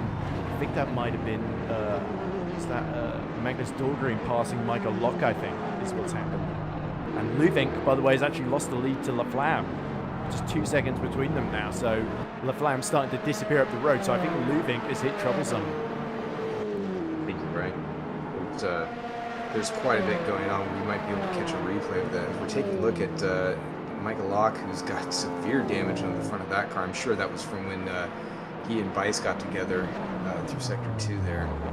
Take a look here. I believe this is what we were just talking about before. Luvink coming into Blanchimont. Oh, and he's got a Porsche 911 to the outside. Oh, they tangle, no. And they're both sent into a huge hit there. For that wasn't the class leader, was it? That looks like no. Troy Uyan. It's Troy's the other Uyan. I think in the 24. Or it's huge the 34. damage for both of those cars. Yeah, the 34. That would be Troy who's gone into the pits then. So that's promotes JT Tammy to P3. Only 2 Porsche 911s of Kirby and Koenig have stayed out of trouble. Both the Oyens have massive crashes, and that's lost them a chance at the podium. Well, Lane, in theory, now has got a lot less damage than Luvink, so that will help his chance. 209.9 with that incident for Luvink. 203.0 for Lane, fastest of our basically our hypercars at the moment. Apart from Goncalves, who's in the 203.4s. Luvink, so yeah, almost a 2:10 on that last lap. We'll see what he does once they cross the line here. I'm sure a lot of that was due to some of the entanglement from before, but I mean, that's yeah, that's going to make a huge difference. I mean, Tom has a little bit scuffing going on from his earlier interactions. I don't think it's going to be too much to pull down his top speed, but I think those new tires are going to make a world of difference as they go through. Axel Flam, he's managing to keep that gap coming down too much, but it is coming down. I mean, we're at about 14 seconds or so between the two, and just under half an hour left in the race. That's where it's going to be. Can he get that crossover? I mean, we've seen Tom Lane do quite a bit with the different strategies on previous races. His run at Sebring when he was going with, I believe it was Oliver Day, one of the other ones, the other Ferraris that were out there. It came down to the last lap, and it was just a magnificent play on strategy and just like pure driver gumption to try and get that pass done. And it was a huge finish at the end. So we'll see what they can do. Great to see two manufacturers going against each other, taking advantage and disadvantage of one another. Sparks. Can't get over it. Yeah, speaking of Oliver Day, he's in the pits at the moment. I think he might be doing his final stop in a bid to try and get to the end. So that's putting behind Hubert van Gashoven in 17th, 18th overall, because Mike Bice has also gotten past now as well as Day is being serviced, hoping to get out ahead of Zachary Chival. But yeah, you can see there Laflamme pulling a little bit, another couple of attempts on Michael Luvink, who's at least gotten the Valkyrie back under control. But yeah, you got to wonder how many big hits all of our leaders can take here, because Luvink's had a big one, Lane has had a couple of big-ish looking ones. I think Laflamme might be the one that's ironically in display having a little bit of a chaotic start to the race with the contact with Lane. Has actually since kept it fairly clean, and that's what's put him in this position. So I think things have gotten worse for Smith, losing the back end into the last source, as you can see there, but actually gets it back on the power fairly early. And is that Jerry Chen now that's only about 2 seconds behind? Yeah, that was a gaggle of AMs just right behind. I don't know if Vinicius Goncalves was in that group. It looks like Goncalves is about 24 seconds down on Chen. He has been closing about 2 seconds a lap, so he's doing the Tom Lane strategy. Yeah, Tom Lane is taking another 2 seconds out of Luvink. The gap now just 8 seconds. So yeah, the problem with Michael Luvink is now he's in the sort of reverse position. He was hoping Laflamme would be the first to be caught, and now it's going to be him instead. So is he going to defend to help his teammate, or at least to help himself, you would think, once Lane comes into the pit chain? Stephen Bice now closing in on the back of Chavot, who's obviously been in a world of hurt from what we saw earlier on.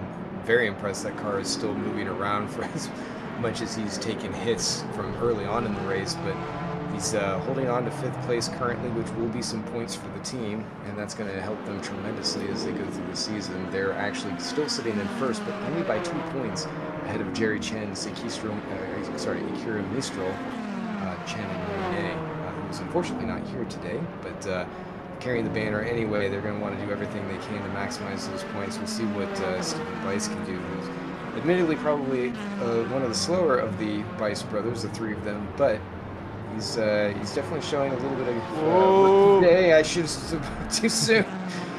Sorry, Stephen. Well, he's let Jerry Chen for and there's been another incident just in front of him.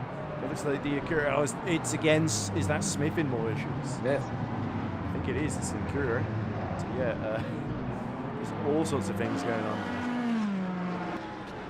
Unless that was. Oh, he's going too wide. Oh, that's the.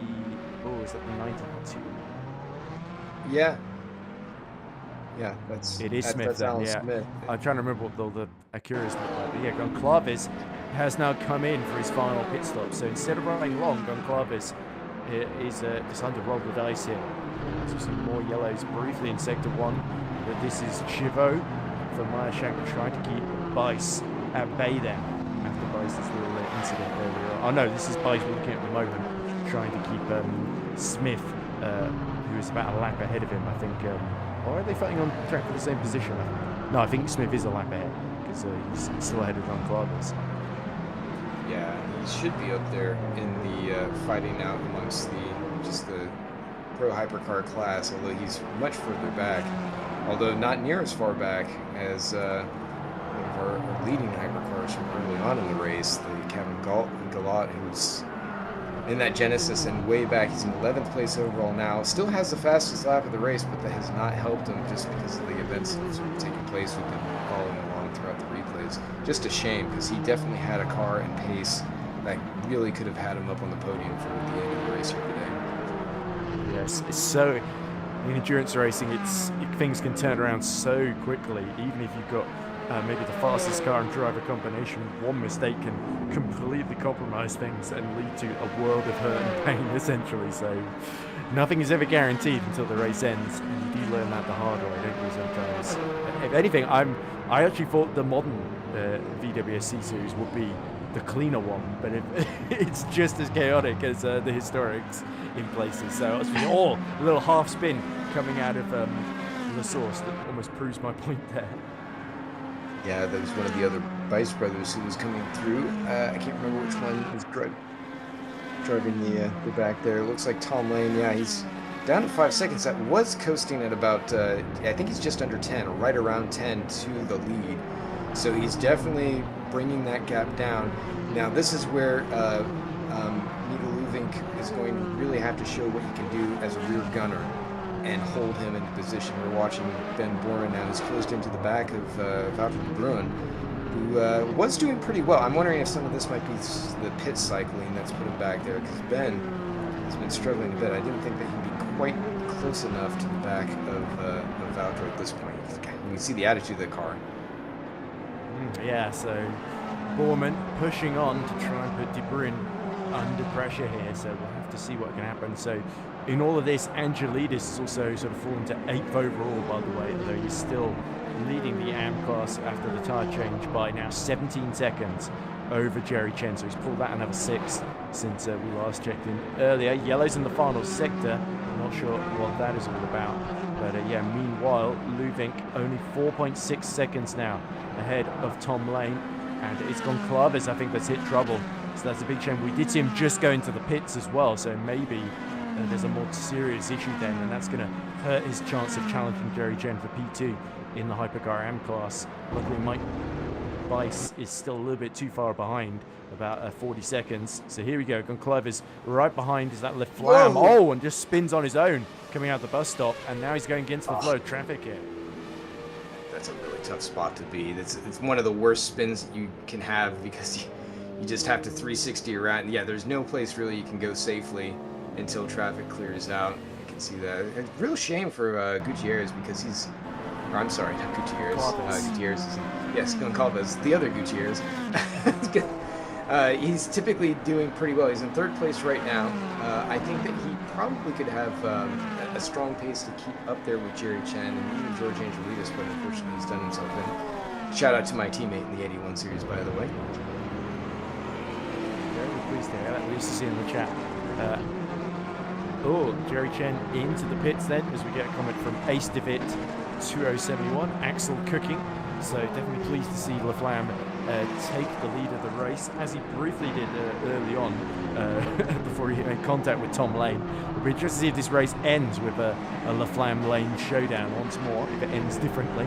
But yeah, Jerry Chen then looking now with the spin for Goncalves. He knows now's a good opportunity to maybe try and undercut Angelides and try and gain some ground back in this final stint and put him under pressure.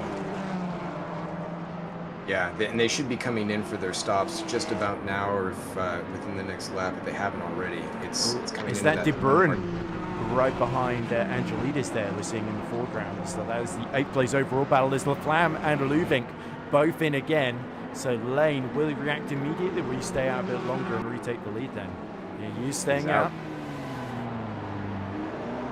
Well, Yeah, I mean, we'll on his go strategy, he's got to go fairly long so that he can sort of have less fuel put in at the final stop. There is that Luvink or Laflamme just being released in the background.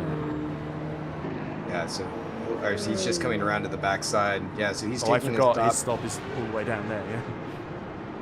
And that looks like Subic coming around. I think he's also just getting in to get his service. Yeah, along with Dahlgren, Locke, and Johnny Gutierrez, of course. Yeah, final cycles for the hypercars now going through. I think Tom Lane will come in on this time, but he won't need a full tank, I don't believe. So he'll actually, if he plays his cards right, he should be able to maybe jump them or at least close that gap down a little bit. Will he need to change tyres, is the question. Oh no, at this point I think you're just going to have to go with what you have to try and keep that track position above anything else. I think that play earlier on in the race where he changed his tires out and it cost him a little bit of time, that was the perfect way to do it. It's a 90-minute race, you don't need to be able to go the full length. You know, you can double stint the tires, but if you're trying to do the whole race on just one set, which it looked like it might have been the case for Laflamme and Luvink, I think that's going to hurt them in this last stint for sure. So if they don't get tires now, which is not advisable, they're just going to have to kind of nurse it and do what they can to try and maintain their pace and not cook them. And just for reference, track temperature is up to 29 degrees, so it's definitely getting warmer. So Laflamme has come out 42 seconds behind Lane in the lead. Luvink 49 seconds behind. So Luvink is now actually 7 seconds behind his teammate. So Laflamme has actually really gained in the pits and on his outlap here once more. So Luvink, I think, nursing that damage. Lane decides to go another lap here. He really wants to run the field down as low as he can so he can have the quicker pit stop here. That's got to be one of his best chances, surely. Yeah, this is going to be huge for him. I mean, he'll come back around. Luvink out! Oh dear, so Michael Luvink has had either a disconnection or he's had a huge accident. Hopefully we can get that. That would be, it's a shame either way, but that's yeah, he was for his leading this debut race for race so long as well. So now potentially this puts Timon Subic in a position to challenge for P3 once Smith has to make his final stop. We're hearing disconnection for Luvink, so it was here 1 minute, gone the next. So that is gutting for Micah because, yeah, other than that contact with the GD3, he was having a very, very good race and was potentially still just about in the mix to challenge for victory. So he will have to lick his wounds and come back for Le Mans in a few weeks' time now.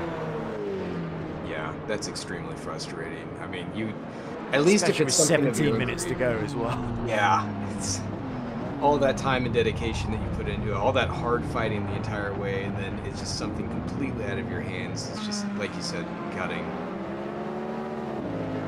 Oh, Lane, I think, is in trouble from what we're hearing because he has lost a bit of time and there was a yellow flag previously, so maybe he tripped up over one of the GD3s.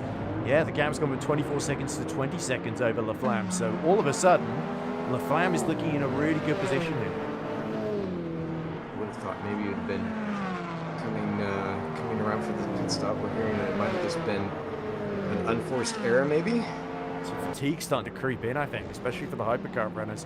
Into Speaker's corner. Oh, wow, that's a very low speed spin. It's like it suddenly stopped on him. That was, oh boy, that was highly unusual. I don't really expect that. Could be a bit of lag coming in there, potentially.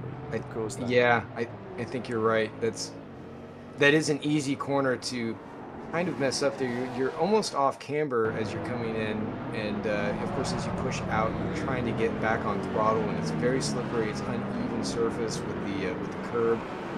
As we see Michael Locke going over that same patch of track.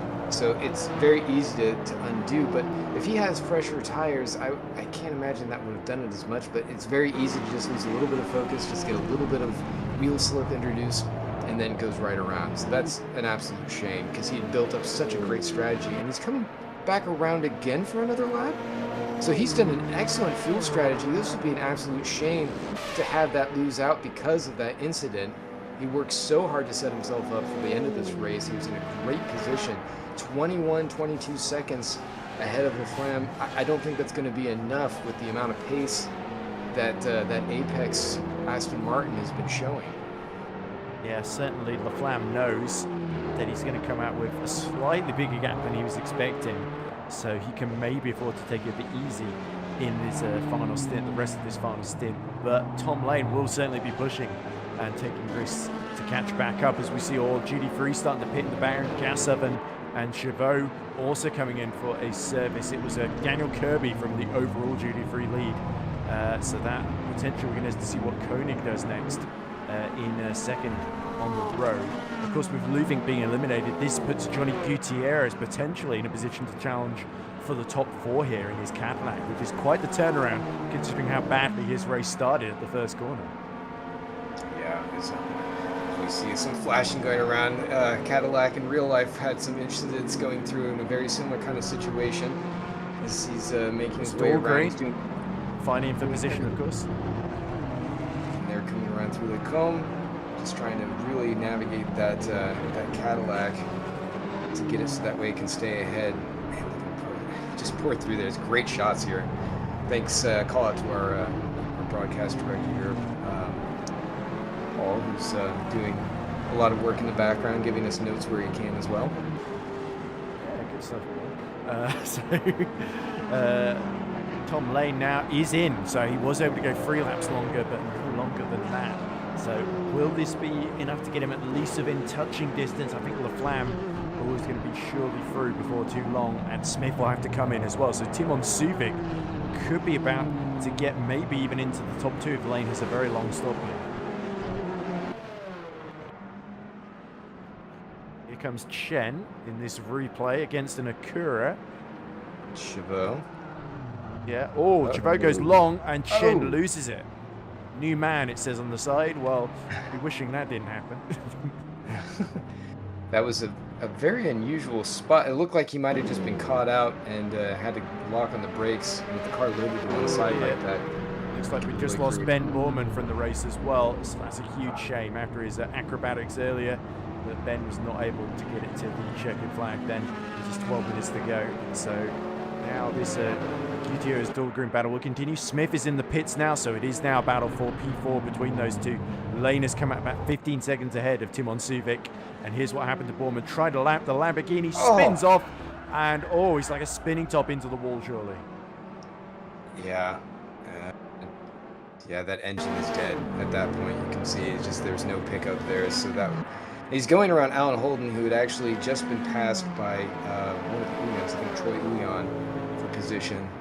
So I believe that was he'd fallen back. He's kind of been having a miserable race, unfortunately. But Ben could have made it even more miserable. Unfortunately, took himself out in the process. Right here, as we're at the 12-minute mark. Looks like Dahlgren has passed Gutierrez, by the way, for P4. So Magnus Dahlgren definitely getting into a better position than in these closing stages. He goes 14 seconds between himself and Suvic, and that's how much they lost when they were stuck behind Smith early doors, isn't it? It's created this sort of situation for poor Magnus here, where he's got some decent pace, but he can't really use it to maybe challenge for the podium here.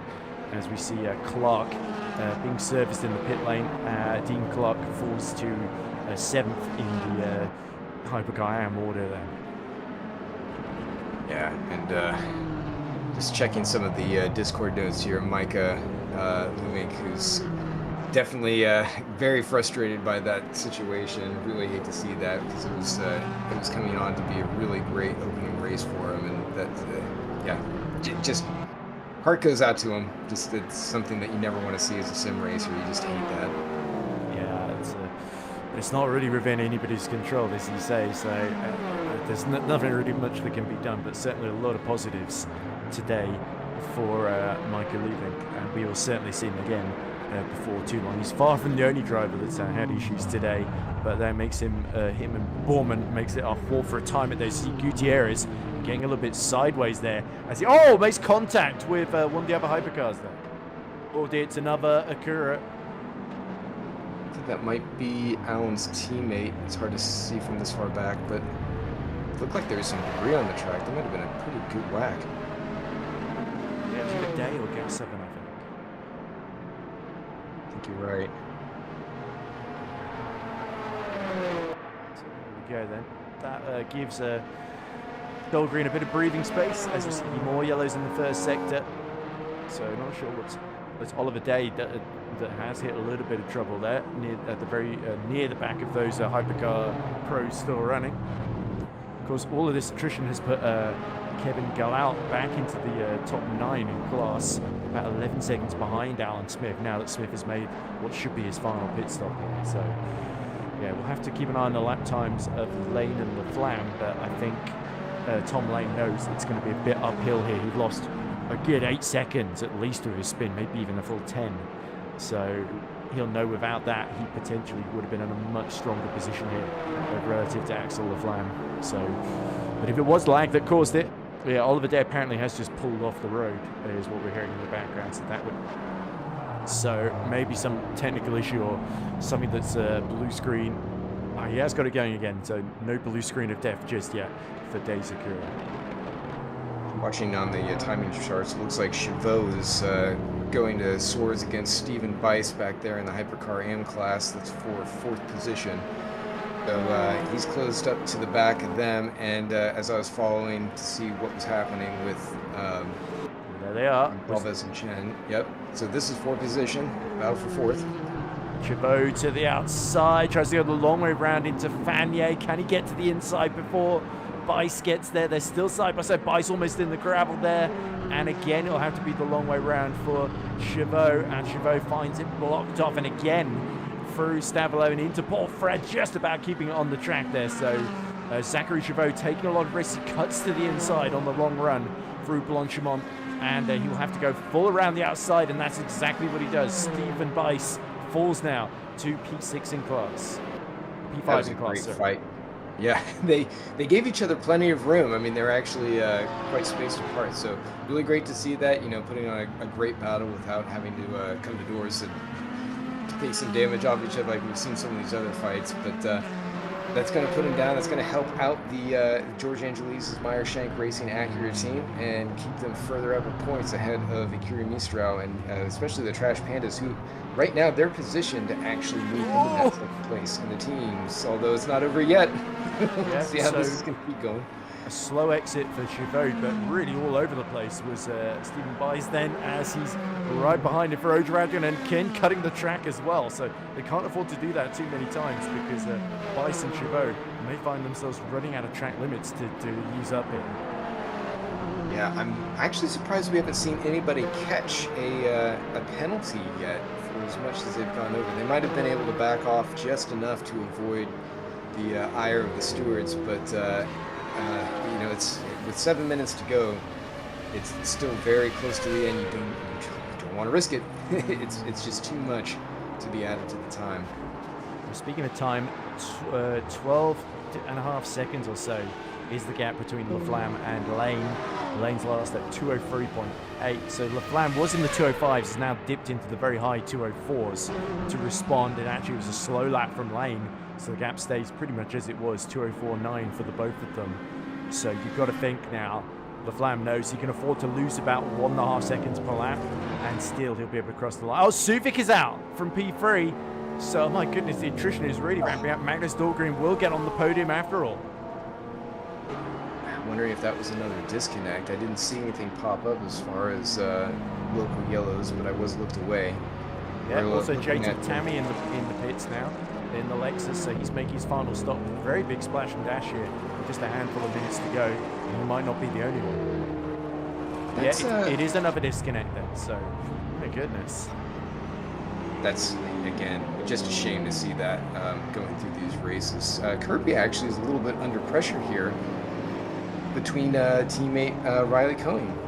Yeah, Koenig has been sort of keeping him very, very honest indeed throughout the race. The gap's never been more than about 6 seconds, has it? And you can tell here, Koenig really has got the bit between his teeth. And we saw the 34 in a little bit of trouble earlier, didn't we?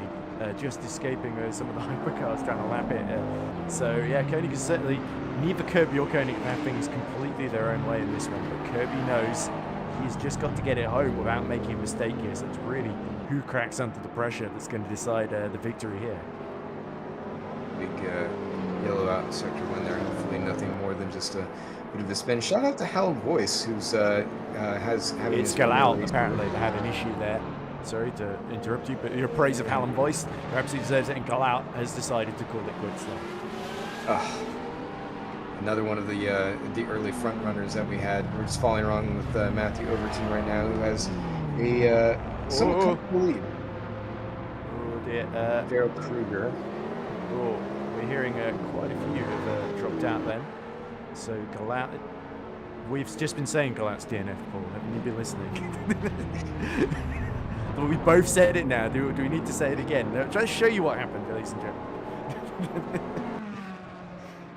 Here we go. There's the Genesis. Whoa! I'm flipping over the curb. Oh, that was quite dramatic. A forced DNF for sure. Oh my goodness. Yeah, that's one of the major incidents of this race. Third car we've seen go airborne like that, and that's the worst place to do it. There's so much speed through there.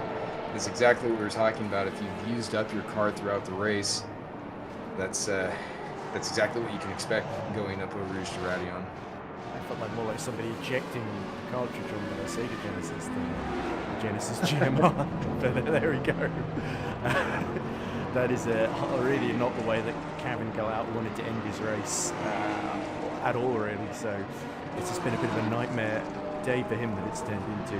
But luckily, only 4 minutes left to go then. So I mean, he's done about 90% distance.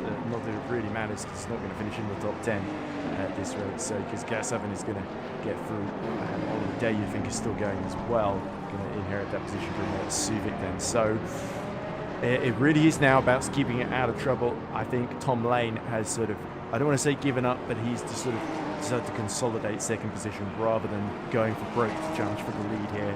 So yeah, we'll have to see whether, I think it's really Kirby versus Koenig that is the closest fight that we've got to look forward to on track at the moment. Although Johnny Gutierrez is still about just under 4 seconds behind Dahlgren, might be able to regroup and challenge for the podium here. So we're going to see a replay of something else that sounds painful. Matthew buys him more trouble here, Ross. Yeah, hopefully no GT3. Oh dear. Yeah. Oh dear, Koenig that wasn't. kind of I think that was Koenig that he was lapping there. Yeah, he just kind of gave a little bit of a twitch there, and I think that just sort of startled Bice enough that he took to the grass. Hate to see that. Yeah, just unfortunate for both parties, really, because I don't think Koenig really, he's trying to get out of the way in time. It's difficult because there's such a speed differential that you're sort of having to judge it before it happens. But at the same time, Riley Koenig doesn't want to lose any time at all to Kirby in this lead fight. Yeah, it's again, that kind of goes back to what we've seen a lot throughout this race, particularly between the two classes of cars, where it's that closing speed. You're just coming through different parts, and there are a lot of areas where there are longer crossover sections, just like that run down through the last bit of that second sector. And you just have to really have your wits about you and try and predict, try to understand what the cars are doing, and just have a lot of caution, because we've seen that happen so many times now throughout just this race alone. So it was Troy Ewan, by the way, that was we saw in that incident. It wasn't actually Riley Koenig. So apologies there. They're all, I don't want to say they all look the same because that sounds vaguely like car races, but they functionally, they've got very similar numbers, incredibly similar liveries, and it's identical cars. So to tell the four of them apart is a bit, from a distance, is a little bit of a mind-boggling job, at least for me anyway. So, but anyway, Koenig did gain about half a second on the Kirby that previous lap. So taking the risks, it's paying off so far, but I don't think he's catching, well, he's not really got enough time to mount a challenge yet unless Kirby gets seriously held up by the GT3 in front of him. He's like, just like the Mustang. Yeah. Yeah, which Katarinakis, it's unfortunate that we haven't seen him up there fighting a bit more after the Mustang kind of got a little bit of a buff. When we were So talking last about driver that. still going in the race, this is, isn't he? Yeah, but he's sticking to it. You know, everyone here is getting ready for the for Le Mans as we're closing in. We're just under a minute left. We'll have to see where the leader is. Axel Laflamme. Ooh, it looks like. It does look like Timon Subic has got going again as Laflamme laps the McLaren on the entry to Eau Rouge there. Just about avoids disaster. Oh, but gets heavy on the brakes. Oh my goodness, Laflamme has come to a dead halt at the top of Radion. Can he get it going again before Tom Lane appears on the scene? Lane closing by the moment here. And what heartbreak this could be on the very last lap of the race with just 20 seconds left to go. Here comes Lane. Laflamme is stranded. What? I don't even know what happened there. I mean, it looked like he was coming close to that GT3. I think that was Kruger, but it didn't appear he hit anything. He just stopped. Be some sort of technical issue where like maybe the desktop notification came up, took him out of the game, and he went immediately on the brakes there. So that could have been. Dahlgren has got through as well, and it does sound like unfortunately Riley Koenig has lost a load of time to Kirby as well. So maybe he's had an issue. Big hit actually for Kirby, so Kirby could be in real jeopardy here. Riley Koenig, not Kirby, sorry, 2Ks. There we go. Here is Riley Koenig going wide at Blanchiment. Oh, he loses it, and he hits the outside wall. And then, about 18 different forces trying to react on the car there. So about 30 360s, and he backs it into the upper wall as well for good measure. Just about keeps the rear wing though. So Koenig will try and coast it home before JT Tammy appears on the scene. But Laflamme, has he got going again? No, I think he's still stranded at the top of Radion, so he's going to finish no better than a P5 or P4 here, because Michael Lock right behind him. I think he has got going again, sorry. But Lane here is going to inherit victory in a crazy finishes. There's a heap of GT3s here that are blocking the way, but he's about 13 seconds clear of Dahlgren. So Lane, we thought his chances of victory were over, as there is Laflamme still going. Oh my goodness, the GT3s are all fighting ahead of him here, and you got to just thread the needle here. As oh my goodness, the Cadillac pushes the Porsche off track. The two Mercedes, that's Snowden in the middle of this one. Oh, he's around. Oh dear. He's around. I can see the one. So Koenig is around. He's going to finish no better than P2, but our winner in the Hypercar Pro Class will be Tom Lane. A bit of fortune, but he nonetheless drove superbly today. Magnus Dahlgren is going to take P2 out of nowhere in the title. We didn't think Dahlgren was going to finish on the podium, and Gutierrez, who was round on the first lap, is going to round out the podium. What a feel-good story that is, but heartbreak for Axel Laflamme. He's going to come through now in P4, as here comes George Angelidis, who's going to take a very convincing win, 47 seconds ahead of Jerry Chen. Brilliant stuff from the group driver. 6th overall, actually, he's just ahead of Valtteri Brun, who's in the hypercar behind. As we watch Dan Kirby come around, and he's going to finish off a commanding lead, 30 seconds ahead of teammate Riley Koenig. Yeah, there we go. Those mistakes from Koenig really making it a little bit more straightforward for Kirby. Kirby started to negotiate an awful lot of carnage, as you can see. Overton as well has won the GT3 AM class there, and nearly gets a hit in the back from the McLaren there for good measure there. But Overton was easily the class of the AMs in GT3 today, I think, finishing quite a way ahead of Kruger. I think a whole lap ahead of Kruger. So yeah, there we go. Temper's really fraying at the end of that. I don't think anybody expected the race to finish as it did. But yeah, drama everywhere you look across. And that was always going to be a dramatic race, but I wouldn't have predicted that it was going to be a sudden change on the last lap for very odd reasons. It's got to be a technical thing for Laflamme, who clearly, if he had the pace early on, he was in a great position to do well by the end, and he was right there even after trouble early on. And just for whatever reason, hopefully we'll find out in chat maybe what went on, but. Yeah, just wild. Yeah, not quite sure how to react, but let us go through the final results then. As you can see, after 44 laps, Tom Lane victorious in the 499P. And yeah, Lane, of course, got pole position. You might think this is the lights the flag victory, but that does not tell the full story in his epic battle against Laflamme.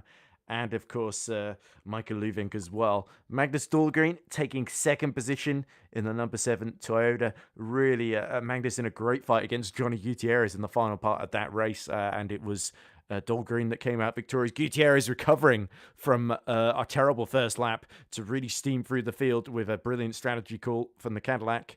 That gets him onto the podium. Laflamme, though, the Valkyrie so close to victory, but a mysterious issue brought into a dead halt at the top of Radion on the last lap with just 28 seconds left to go. And that is going to be just no words to describe the heartbreak there for the team Apex. But Michael Locke will take P5 for the British Turkish Racing Squad.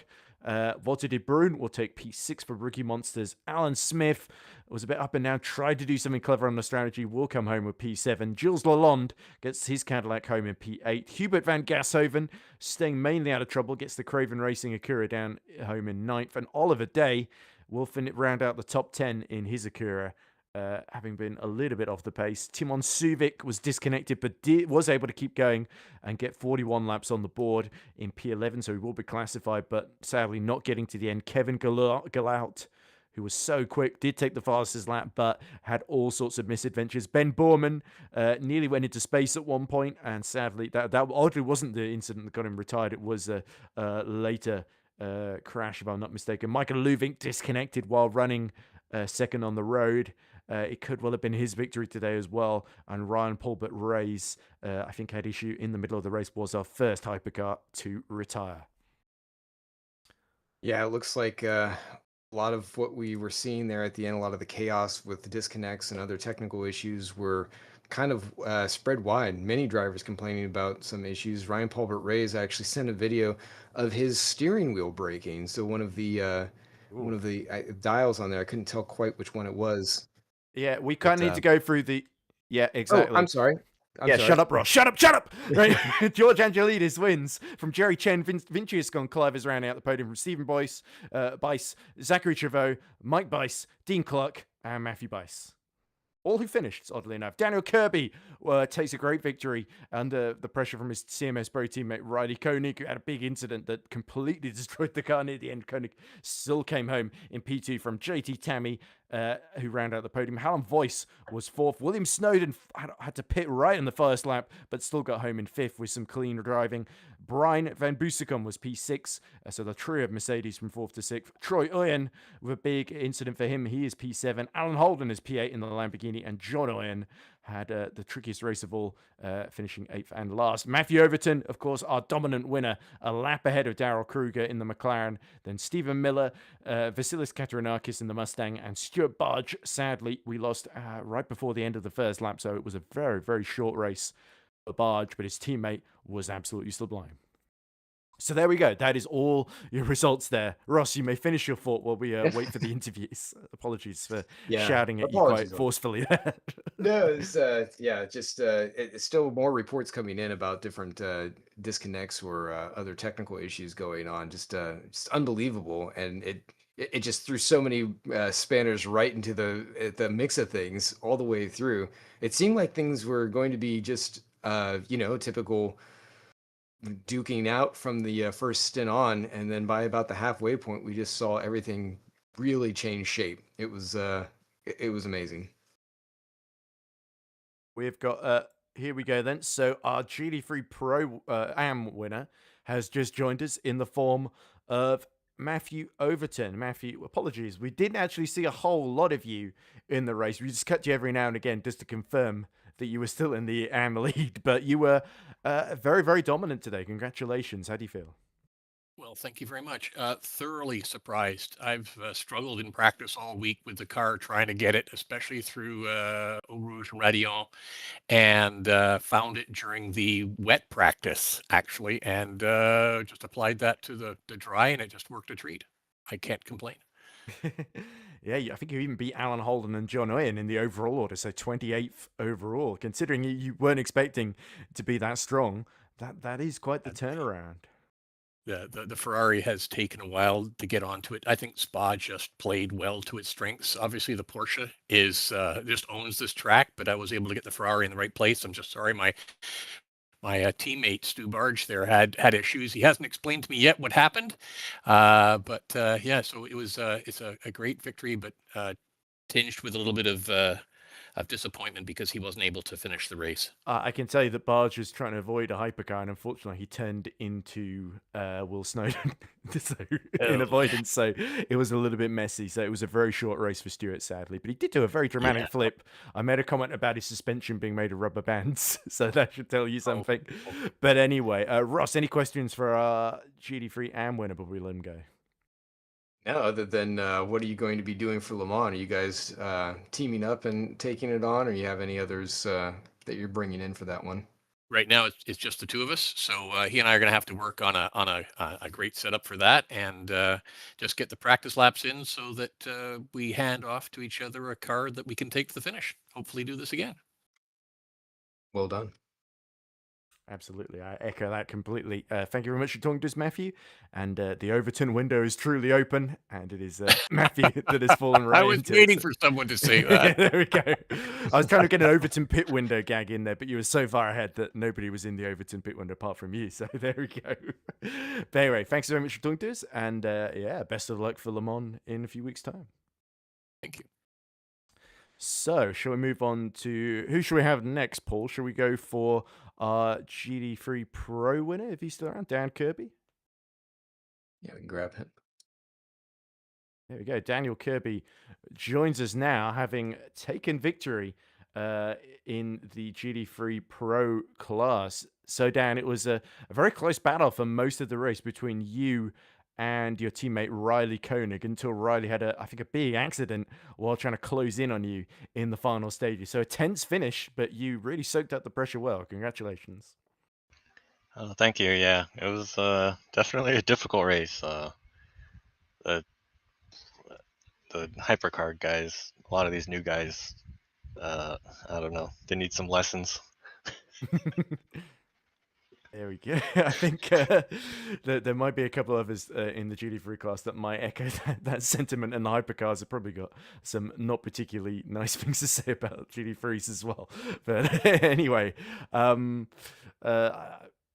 there any threat from behind? Were you at all worried about Koenig in the closing stages, or did you think that you had him covered and then that he would have to take a huge risk to get close enough to challenge you?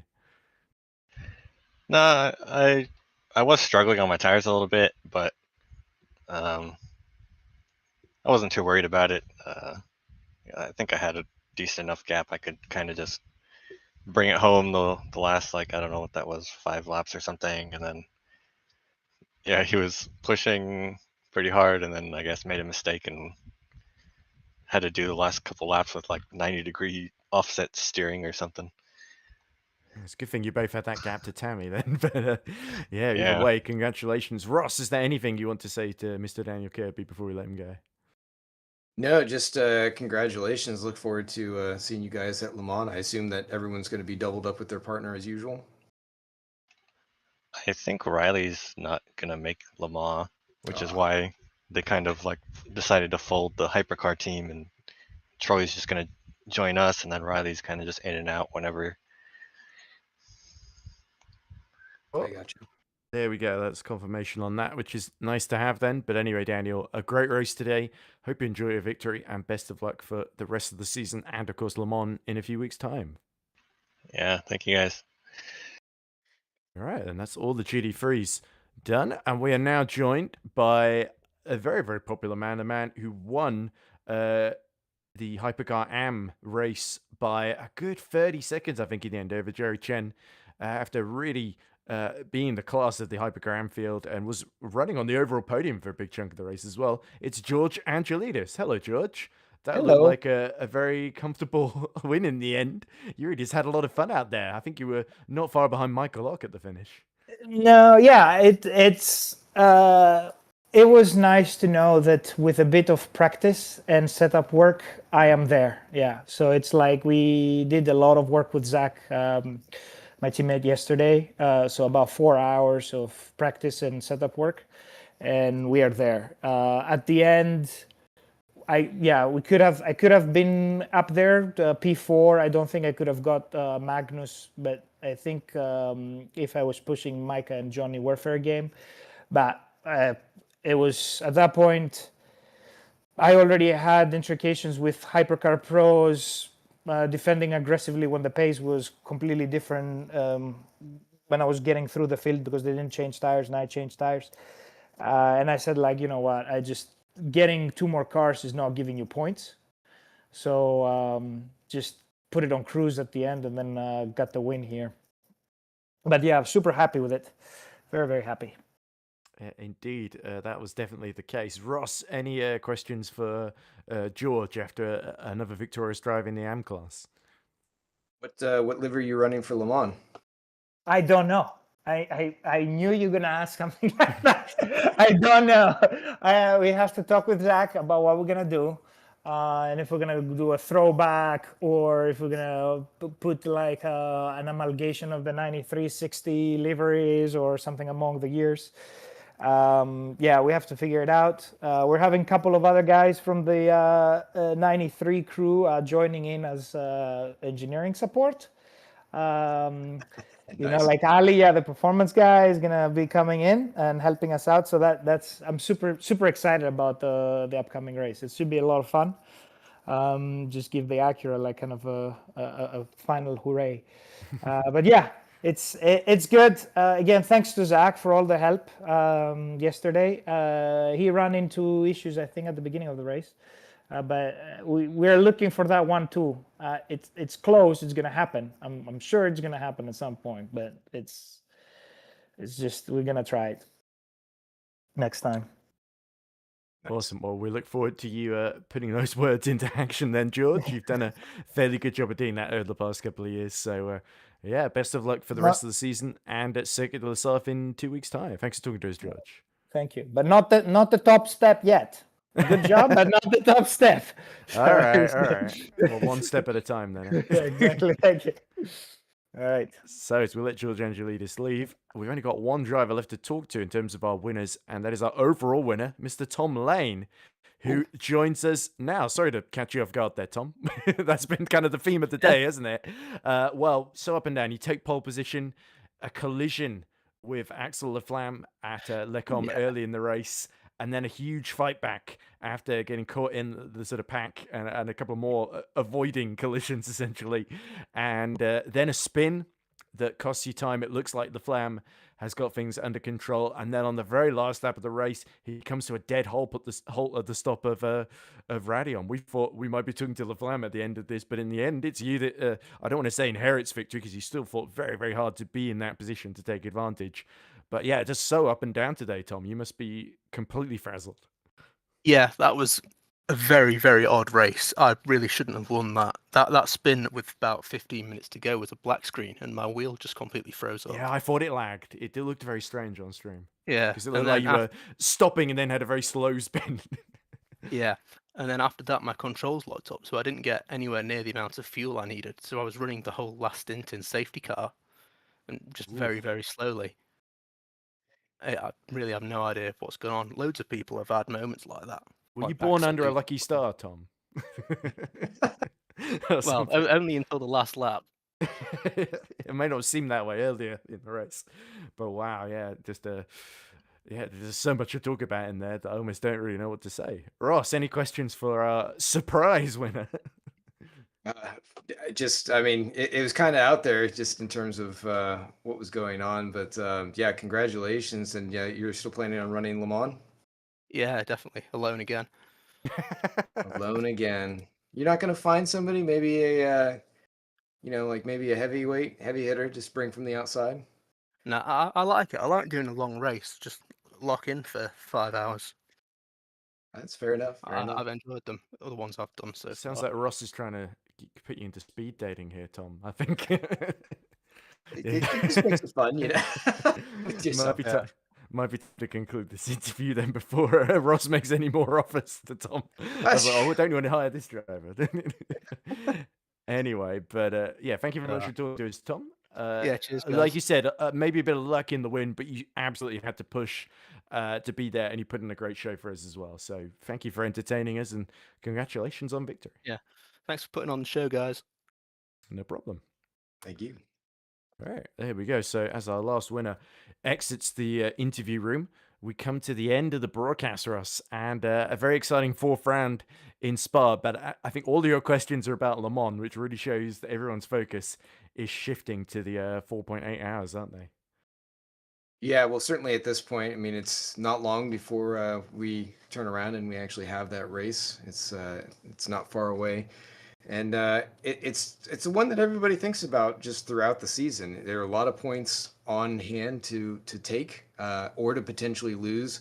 When drivers are teamed up, they share those points in their drivers' championship, and it goes towards whatever their team championship is that they're in, if they are in a team's championship. So it's kind of like a high risk, high reward situation. So you got to go into it prepared. You can't just like roll out of bed and just hop in there. Or at least most of us can't. Maybe some of the aliens can, but it's something to think about. And obviously, it's a longer race. We'll have a lot of entertainment going on as we get to it.